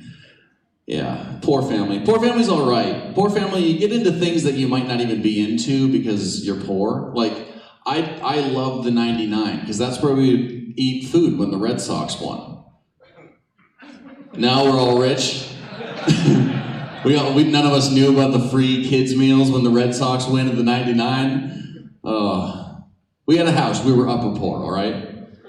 But it looked like we were squatting in a recently repossessed home, you know? Like, it wasn't a home, it was a house. It was a place to sleep. They were good parents. They try to bring us on vacation still, but we'd do poor vacations. Like we'd go to Wells, Maine for a week. You know their slogan? Well, there's an ocean. You know? Not bad. Decent stuff. I'm going to school for physical therapy now because I'm a bad business person, all right? Personal training's not going well. I'm going for physical therapy, and a lot of that started when I started moving away from strength and I started helping my dad with his body. And then I really gained an appreciation for anatomy. Like, have you ever seen your dad with his shirt off? You know, that's anatomy. You know, he's got that line through his belly where he keeps tightening the belt to 34 because that's what he was in high school. You know? His belly, you can count the stretch marks like rings on a tree. You're like, this is 1988 right there. Yeah. good dad, personal training, physical therapy. It's all going all right. We're figuring it out slowly. There's only one rule to personal training and physical therapy. Don't fuck them. That's the one rule, all right? It's pretty easy. It's like being a pastor. Very few personal trainers actually pay attention to that rule. Myself included. I told you, mostly 60, 70, 80. I was like, I'm going to go into personal training and I'm going to train athletes. No, athletes train themselves. You're training the athlete's grandfather. You know? There were a couple of older women there. They'd been personally training for a long time. They were in good shape. Some beautiful women. And I too, and I didn't follow the cardinal rule of personal training. I had sex with a couple of older ladies. It was fantastic. Where's the old ladies in here? Honestly, your generation's better than mine, all right? Last two women I had sex with have a combined age of 112. One of them was 100. No, I'm kidding. That would make the other girl 12, and I don't work for the government, so it's not my speed. Thank you, but no thank you. No, I like older women. Older women's the easiest way to get over commitment issues because you're like, what are we committing to here? You know? You remember when the Beatles came out, I know the Beatles. There's a big difference here.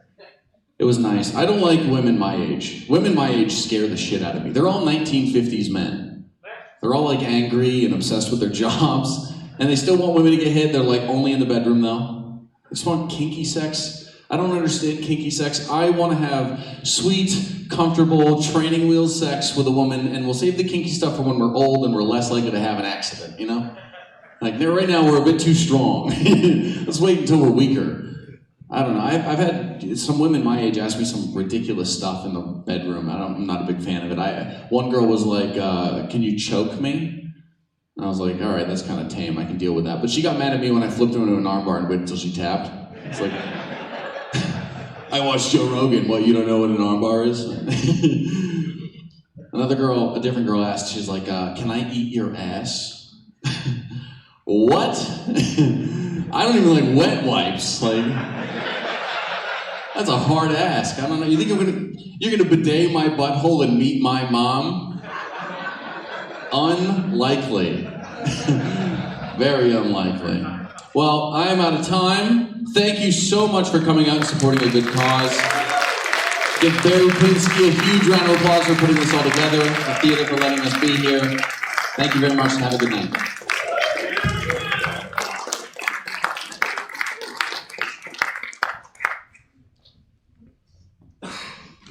All right.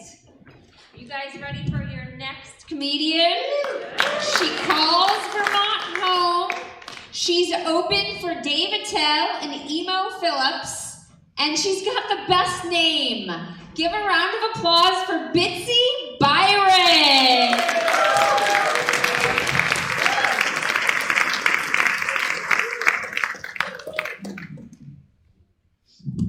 Thanks, Mindy. Give it up for Mindy and Barry and Aaron, all your hosts tonight, for this great comedy show, Bellows Falls. Bellows Falls, how are you doing? So, spring is here, huh? Finally! I am so relieved I can finally stop blowing the plow guy. My driveway always gets plowed first, though.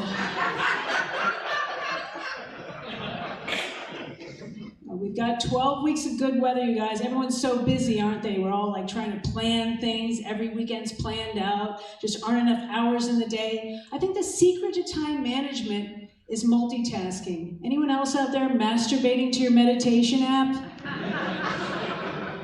Feel the sensations in your body. Okay. I can do that. Oh. But I am feeling pretty excited today about Pope Leo. Who else is excited about Pope Leo, huh? Clap it up. What a baller he is, Pope Leo. I mean, lately he's just taken on mass genocide. What was his latest thing? He said, woe to those who manipulate religion for monetary, political, or military gain, dragging that which is sacred into darkness and filth. Pope Leo, are you talking dirty to me right now? It reminds me of my favorite Bible verse, which is, Give a man a vagina, he'll eat for a day. Teach a man to vagina, and he still won't know what to do with it. But I was recently in Washington, D.C., and you know, cities really make you feel things. I was there for a protest, and being around all those historic buildings and masses of people in the streets, I really felt like change is possible. And then I went to New York City, I took in a Broadway show, and around all that 24-hour energy, I felt like, if you can make it here, you can make it anywhere. And then I went to Boston, and I was like, my dad used to hit me when I was little.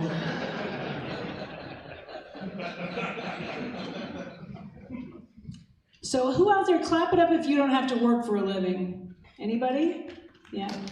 I'm so jealous of you right now. I'm so tired of working. I didn't make good choices in my life, but friends of mine that don't have to work for a living, it's just like you guys have no sense of time. It's like you're suspended in animation, you know, always saying fucked up things to me like, oh my God, Bitsy, you should just make your own almond milk. It's so easy.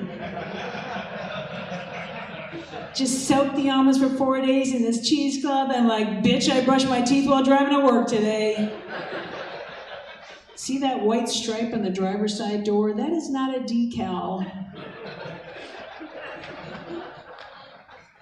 But it was, recently it was National Siblings Day on April 10th. Does anyone know this holiday?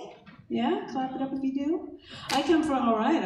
I come from a big family. I'm number 6 out of 8 children, and it's a really big holiday for us. We always like try to find the most obscure photograph with all of us in it that we posted on social media and put some silly comments underneath. And this year I was kind of feeling a little bit sad, you know, because my daughter is an only child, so I thought I would do something special for her. So I posted the 4 Planned Parenthoods where I had my abortions with a picture of her. So she wouldn't feel lonely, because I'm a good mom. But let's give it up for Planned Parenthood, you guys, come on. Women's reproductive health, let's hear it. We've got to support them, they're going extinct. I mean, I just went there last week to get an eye exam. I was like, I got some in my eye. No, actually, I was there for my ladies' annual, and I was with one of the more experienced practitioners, and I said, in all your years, what is the strangest thing you've ever seen in a woman's vagina? And without hesitation, she looked at me and said, oh yeah, lettuce. Lettuce? How empty does your fridge have to be? So many vegetable options, ladies. Really. Lettuce. No, but I think that women who get abortions, they get a really bad rap, you know. People say they're slutty and irresponsible, but it can be a difficult journey to find out who the father is. And to get him to help you pay for it. How do I know it's my baby? How do I know it's your baby? Well, they just did an ultrasound, and the fetus was snorting a Percocet and singing a Green Day song, so you put 2 and 2 together. When I was 20, I was kind of a different person. I was a traveler, I was kind of a stoner, and I was living on the northern coast of California, and I was hanging out with this drifter, this dude named Big Red, and he was kind of a, you know, questionable guy. But one night we were hanging out, and then he didn't show up, and then they found out the next morning that he had strangled and murdered a woman on the beach who looked just like me. And when the police found her body, they actually thought it was me. And when I found out and heard the news, I was like, oh my God, what does she have that I don't have?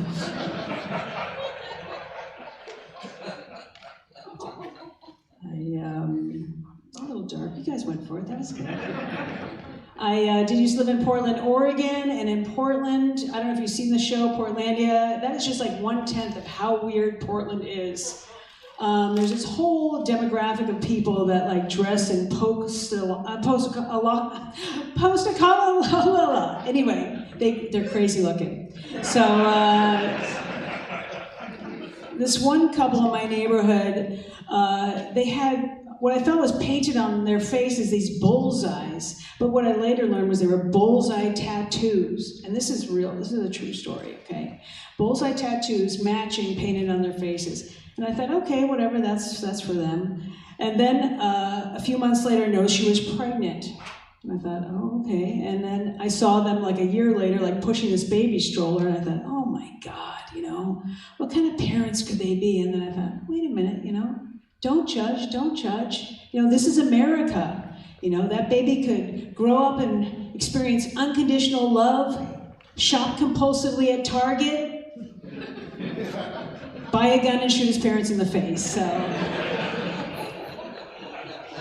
God bless America. I am seeing someone right now, believe it or not, at my age. I'm dating, I know, give it up for me. He does have a kid though, it's so weird. Have you ever dated someone with a kid? You know, they're like, you know, stop trying to be my friend. I'm like, I'm not trying to be your friend. I mean, it's my kid. It's still weird. And then there's that special holiday that comes around every year, Father's Day, and I always feel so obligated to have sex with him, which is crazy, because he's not my father.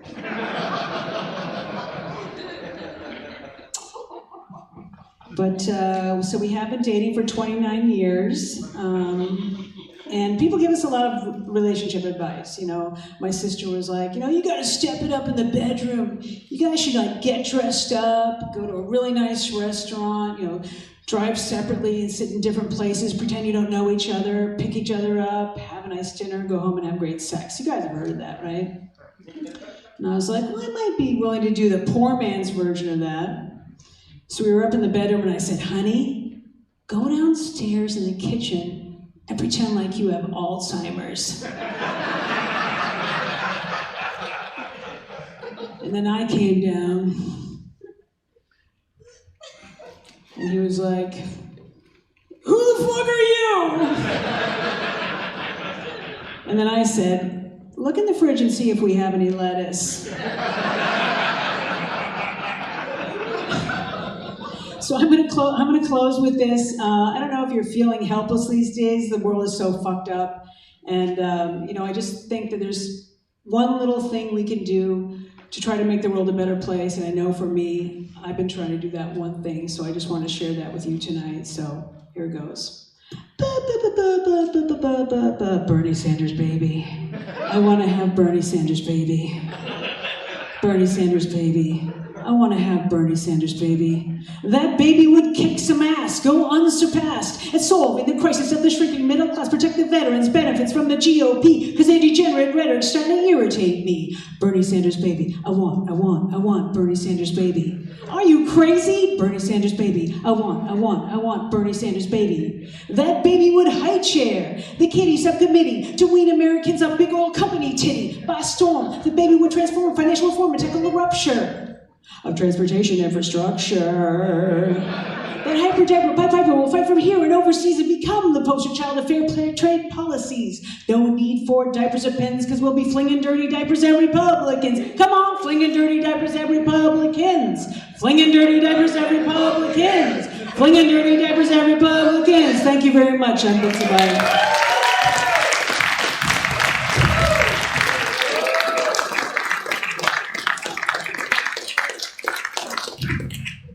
Wow, she's amazing. Bitsy Biron, everybody. Give it up for Bitsy. That's right. She's a woman. She's from Vermont. She wears corduroy. She's got a boyish haircut. She drives a Subaru. And she's not a lesbian. It's amazing. What do you guys think of all my new friends I made in the last 2.5 years? Huh? Pretty awesome.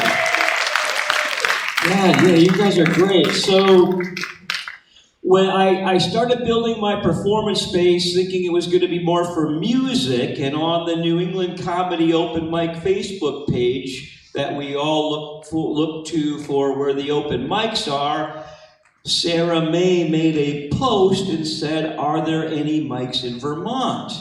And I reached out to her and I said, "I'm building a performance space. We haven't had a show here yet, but I'd like to do one. Do you want to come to Chester?" She said, "Sure." So we had our first open mic in Chester, Vermont with Sarah May, and it blew me away. She's super talented. So here we are, everybody. We're at time for our headliner. Give it up for Sarah May, everybody!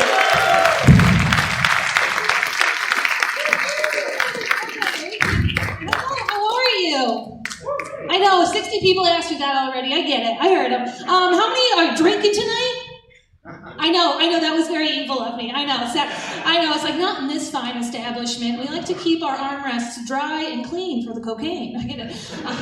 Fancy. I don't know. How many of you actually heard about the show because Barry accosted you with a megaphone? No, I swear to God, we were in Donovan's eating and I see Barry walking in and I was like, oh, I should say hi. And then I saw the megaphone and I was like, I'm changing my name and getting a haircut. No, it's good. Actually, no, give it up for Barry one more time for putting all the, getting us up on stage. It's amazing. When he brought the show up to me a couple months ago, and I must have been busy or something because I put it in my calendar and I think I got a couple letters wrong because when I looked at my calendar today, I was like, wait a minute, I'm doing 30 minutes for some fellow's balls? I thought I quit that job years ago, Old contracts, I guess. No, it's good. I love being here. This is amazing. It's such a wonderful place, and we even got people in the balcony. Hell yeah! Oh, it's the people who work here. Hell yeah! I get it. Y'all are sticking around too. Okay. How many of you are like from here? Make some noise. Be proud. Come on. Okay. Any travelers? And all the rest of you are just like, we're kind of just from the river. That's where we came from the bridge when Barry, he was like down there. He's like scouring us from the depths. No, it's fun to be here. We're dog sitting in Brattleboro, as you do, I guess. I'm actually here with my boyfriend tonight. Hell yeah, support from the troops. I don't know. It's fun. I'm 38. Anyone else? Alive? Yeah, one guy. Okay, we made it. No, I'm 38, and here's the thing. I know sometimes, like, I talk about my age a little bit, and some people in the audience are like, oh my God, if this infant complains about getting older, I will beat her with my cane, And I'm not going to, okay? But, like, I am, I'm 38. There's still some things I have to think about. Like, I'm 38, and I don't have kids yet, which, like, I know at my age makes me very happy. I know. Look, I'm from Texas. I know some people hear that and they do the math. They go, okay, 38, no kids. This girl must have been pro-choice once or twice. Honestly, procrastinating is what I'm doing. I need a hard deadline to get anything done, including myself, What I'm saying. I mean it though. Like if I could like find a doctor to pinpoint for me the last moment I could possibly get pregnant, I would 100% still ask for an extension. And I'd have a really good excuse too, okay? I've been practicing. I'd be like, okay, tell me if this is good or not. I'm so sorry. I didn't get this in on time, but my grandma died and she was really the only one who wanted to knock me up, so. Not plausible? All right. No. Okay, no. She's not the only one. Actually, it's not like a relationship thing. I've been with my dude now for 10 years, 6 months, 17 days. Who's counting? And yeah, we're good together. Actually, when people meet us, they assume we're already married, and it's probably because we secretly did get married. Yeah, to other people. Hey, any divorcees in the house? Hell yeah, we've lived. It's like everybody, they're like, that's why we're here on a Thursday night. Not drinking. No, that's not. They're at Donovan's. I don't know. We're good together. We just like to be together without all the red tape, right? Because you know the old saying, what is it? Get married once, shame on you. That's it, right? That's the end. No, but we're still in it for the long haul. Like we still sometimes talk about like forward planning, like family planning. So like we talk about the future. We talk about not buying a house. I know all of you are here. You're just like, we live in a house. In Boston, they don't don't exist. No, we sometimes talk about growing the family. We talk about doing what you got to do to grow the family. Do you know what I'm saying? Doing the deed. You know what I'm saying? I don't want to be lewd in fellows' balls, but like, I'm doing a little hanky-panky without the safety blankie. It's for one guy in the front row. He's like, yeah. My favorite way. No, honestly, we might get a cute kid out of it if we ever tried. I know I have some cute features to pass on because someone recently told me that I look like Scarlett Johansson in the reflection of a spoon. So, like, which side of the spoon? I gotta know. I'm okay with the way I look. Sometimes I go to New York City, okay, and that place is filled with like beautiful people. So it's warped my sense of scale a little bit. Like I've noticed in New York City, like I'm like a solid Boston 6, okay? No arguments ever. Okay, no, but no, I've noticed though that like a Boston 6 is like a solid New York rat. Yeah, no, I go outside and people are just like, whoa, did you see that? Bold of her to come out in the daytime. And where does she keep finding all that pizza? It's from the streets, okay?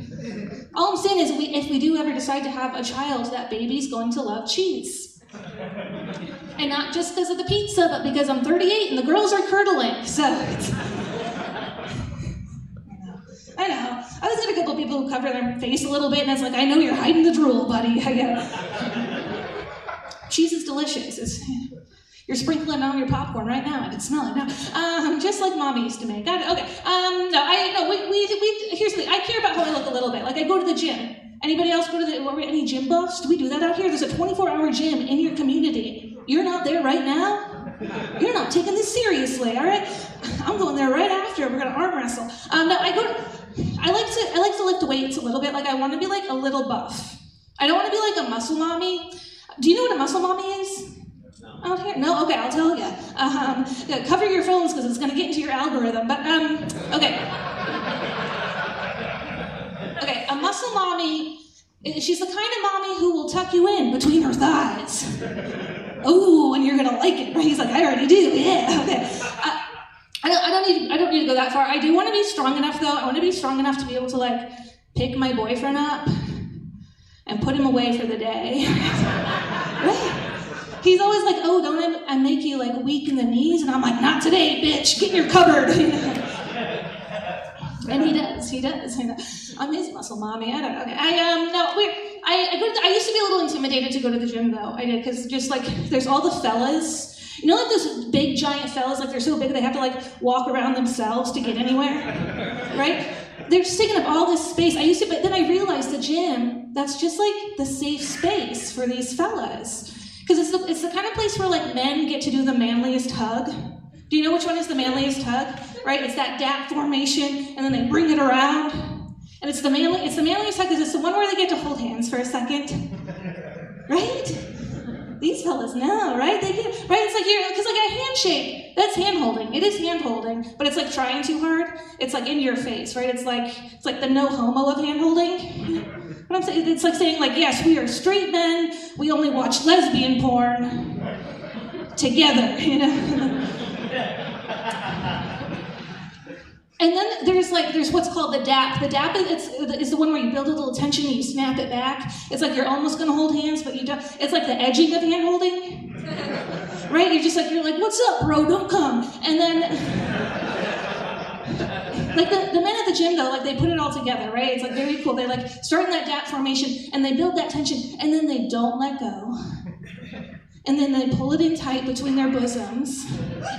And then they finish it off with my favorite part, that little shoulder spanking, like, yeah, you know, smack my lats, daddy. I grew them for you. All right, I grew them for her. She liked it. Now, I also used to be like a little intimidated. I realized like boys at the gym, they're not so scary once you realize they all just treat each other like they are preschoolers they haven't seen in a few years. Yeah, like I swear to God, I went to the gym the other day and I saw this guy go up to his friend and he goes, bro, I haven't seen you in so long. You've gotten so big. And then they shared their toys, practiced counting. It didn't get very far, but that's okay. Counting at the gym is kind of funny. Some of these people like want you to know what number they're on. They're like announcing it to the world. Like I was at the gym the other day, and I just hear this guy from off in the distance, like it's like Barry on his fucking megaphone. I just hear him go. Just hear him go. Motherfucker. 1. I was like, oh my God, like is he trying to break a record or something? Like certainly he cannot keep this up. The stamina required, there's no way. But he just kept going. Like motherfuckers and all, he kept going. And he made it to 10. I almost lost interest. He made it to 10, and then I was gonna leave, and then he brought me back with this. He sucked me right back in. He goes, motherfucker. 11. Motherfucker. 12.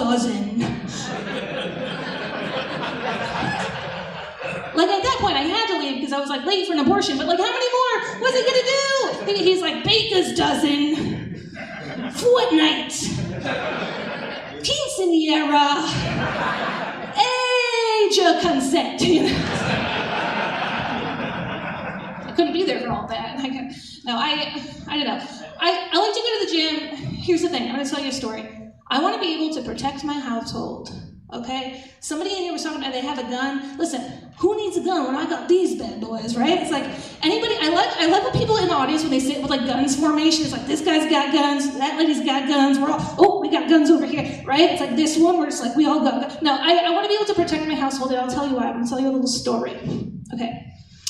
In 2016, I had just moved in to my boyfriend's apartment in Boston. It's a garden level apartment, which means basement. Yes. Right, the back door leads to the alley, the front door leads to the sewer. I was best friends with Mutant Ninja Turtles. They were not teenagers, I swear to God. No stuff. I just moved in. It was like early summer. And here's the thing, it's like the kind of place where like creatures do come to your doorstep. They do, right? We got rats, we got raccoons, we got drunk frat boys, right? No, and here's the thing, they're just looking for a safe place to pee. I get it. We've all been, actually, do you know how you like reclaim, if you ever have a problem with creatures like that peeing on your doorstep, you know how you reclaim your territory? Here's what you gotta do. You just gotta maintain eye contact while you pee on their pee. A lot of people, okay, couples looking at each other like, we gotta try that. Okay, this is good, we're learning. No, okay, but a lot of creatures come to the doorstep, and here's the thing, our back entrance has a doggy flap. That is not an innuendo. And up until that point, we had no creatures penetrate the rear entrance doggy flap. That is an innuendo. But it was early summer, and I was like, listen, I was trying to be cool girlfriend. I was like, low maintenance. I was like, let's just keep the door open. The breeze will come through the screen door. Everything will be fine. We'll save 43 cents on air conditioning. We can use that for taco sauce. I don't know what you get. And he was like, okay, cool. And so we go to sleep. And in the middle of the night, the dead of night, I wake up to a blood-curdling scream, which is honestly normal in our household. Yeah, he's the first one who left. No, he has night terrors. He has night terrors. Okay, usually like he sounds often like some sort of like hyperventilating husky where he's like, ooh. And I just beat him with a broom, and it's fine. It's fine because you're not supposed to wake him up, so it's just a little nudge. I did actually Google it. I was like, hey Google, what do I do about these night terrors? And Google was like, well, just wait it out patiently, make sure he doesn't hurt himself. Which is honestly good advice for a lot of things he tries in the bedroom, I'm like, well, be careful. Last time you bonked your head. But this night was different, okay? It was, here's the other thing, he's like, well, the only reason I'm having these night terrors is because I fully trust you. And I'm like, well, I'm losing sleep over this. What do I gotta do to fix it? Forget your birthday? Try to kiss your dad again? So this night was different. It's a truly blood-curdling scream. I am woken up from a dead sleep. I'm like, shut the fuck up, I will fuck your father. And he's like, no. I think something got into the house. Something was on my arm, and I think it bit me. And at this point, I just start treating him like a woman. I'm like, I think it's anxiety. And he's like, no. So we turn the lights on, and then sure enough, as my eyes adjust, I just see bloody streaks down his arm. Yeah. And so immediately, he's freaking out because he's like, oh my God, do I have rabies? And I'm just like, holy shit, are rabies sexually transmitted? Is this... How much time do we have? Who knows this? Last chance now.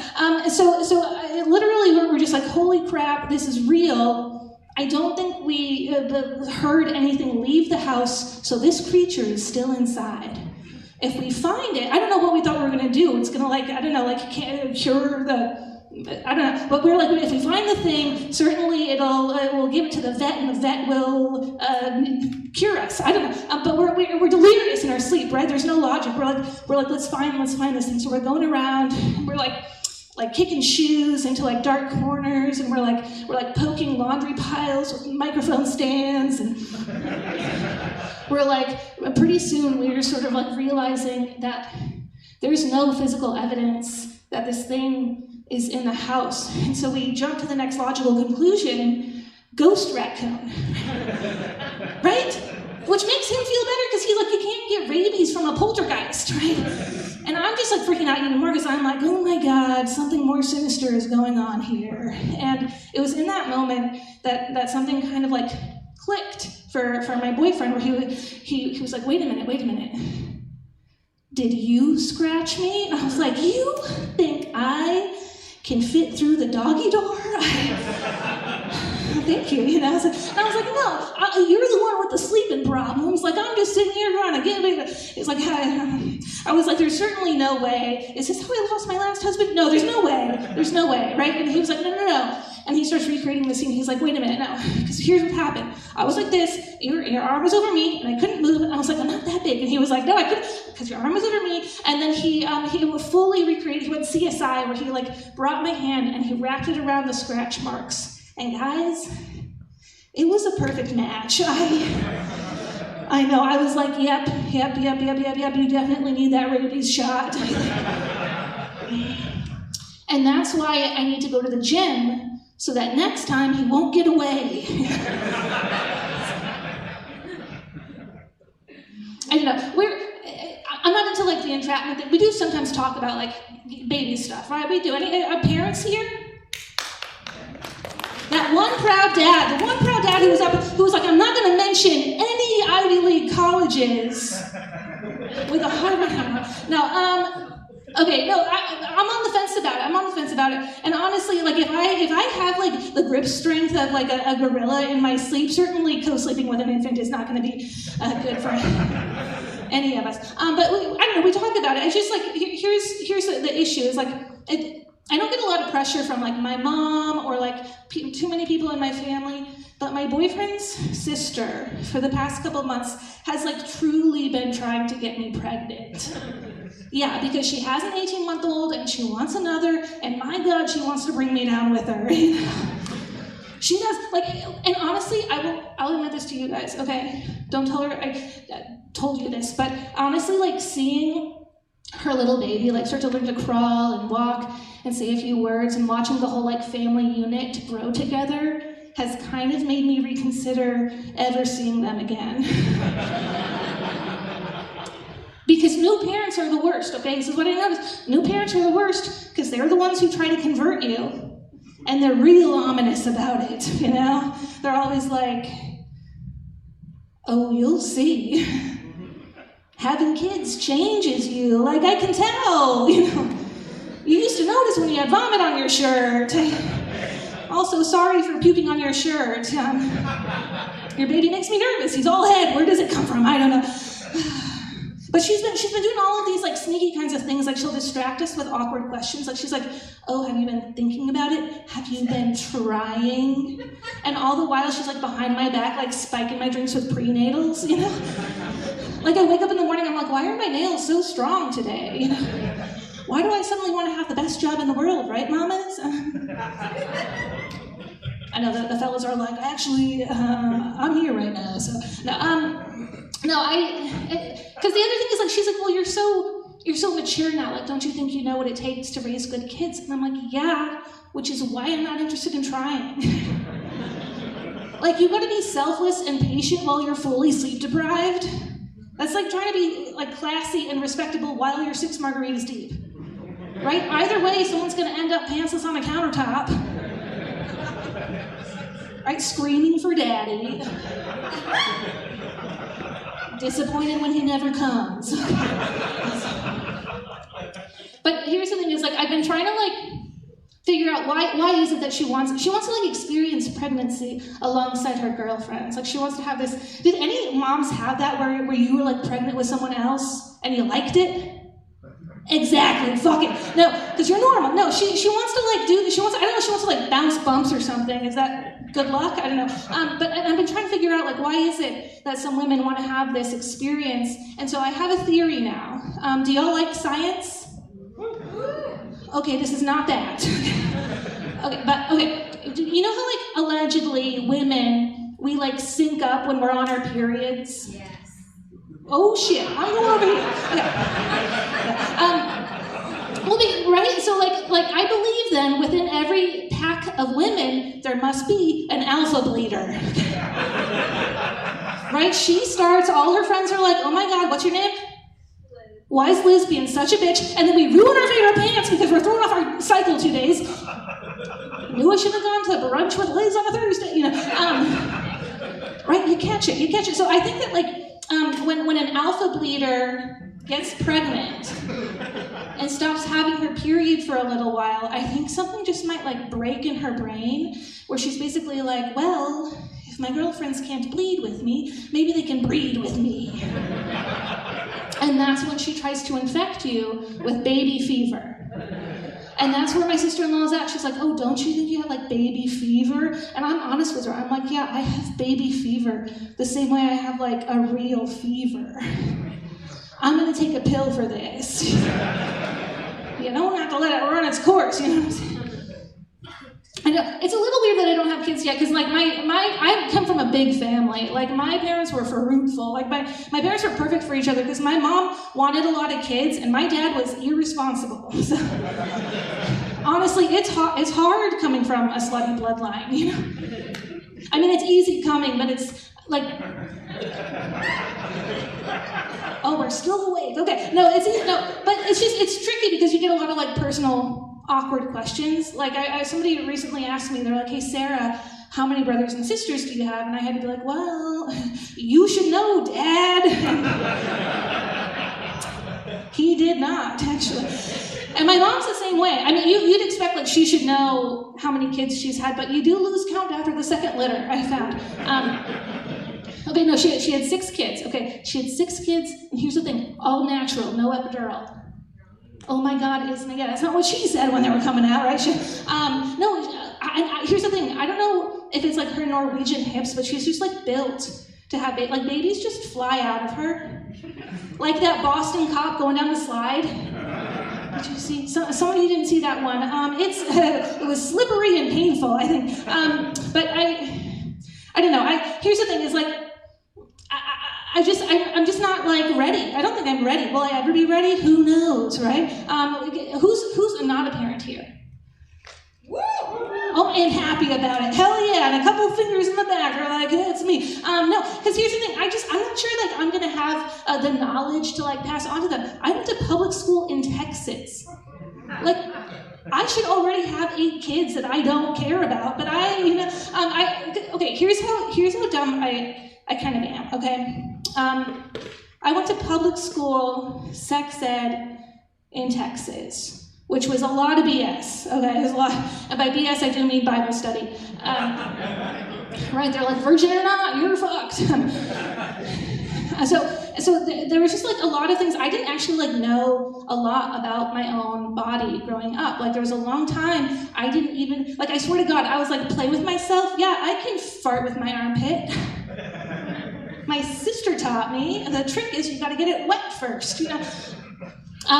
It's true, come on. Okay, so, but I didn't know, for a long time, I didn't even know that I had, like, another hole, like, to defile. Do you know what I'm saying? I didn't know. So like, the first time I ever tried putting in a tampon, I put it in, like, hot dog style, in the flaps. Do you know what I mean?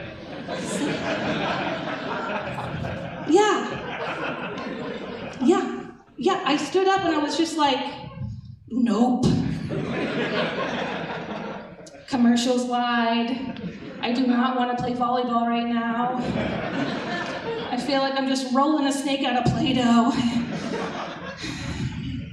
I figured it out eventually. I did figure it out eventually. But like, even then, like when you put a tampon in, right, it feels like nothing, fellas. You know. I swear to God, I was just like, oh my God, am I a portal to another dimension, or is this a medical emergency? I thought I was gonna never see that tampon again, which would have been sad because he was my first. I also just don't know if I could like handle.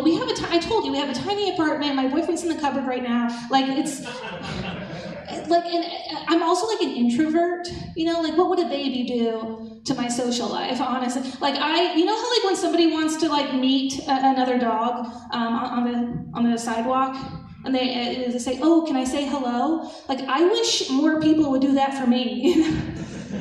Like, "Oh, can I say hello?" Like, whoa. Not friendly, I think.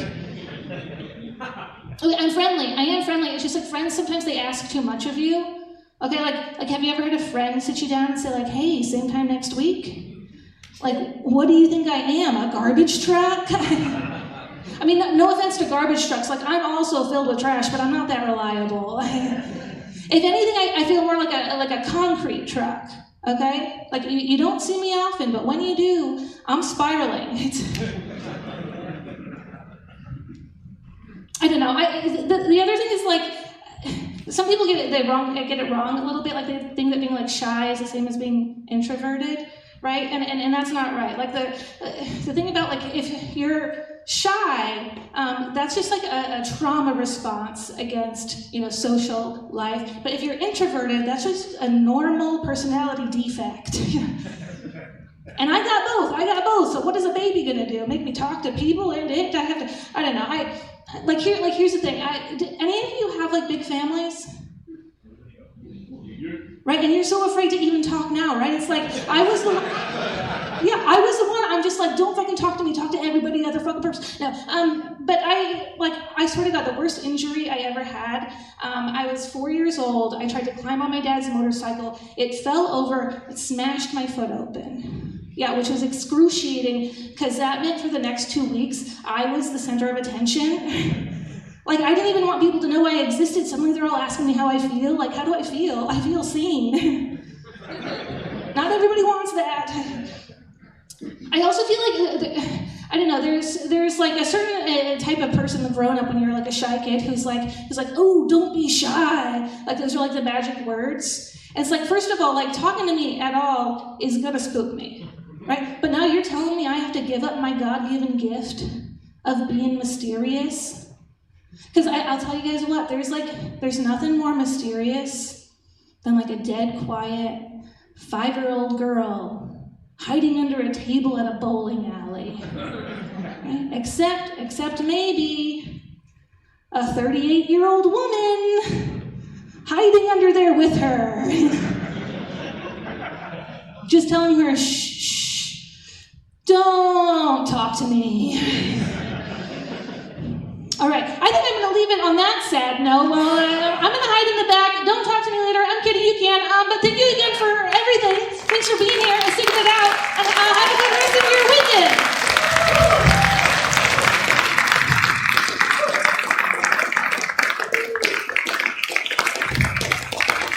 Sarah May, everybody.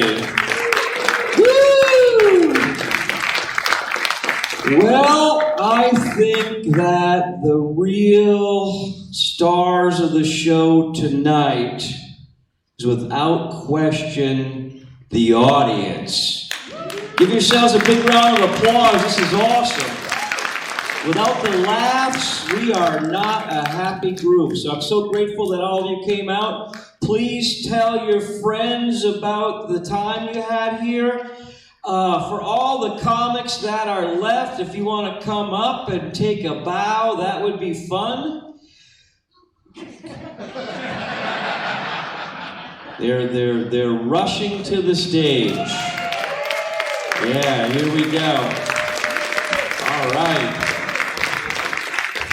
Thank you all for coming. Keep an eye out for the next promotion that we have. I think about 60,000 people probably saw that we were doing this. And look at all these people. These are all my new friends, everybody. They're awesome.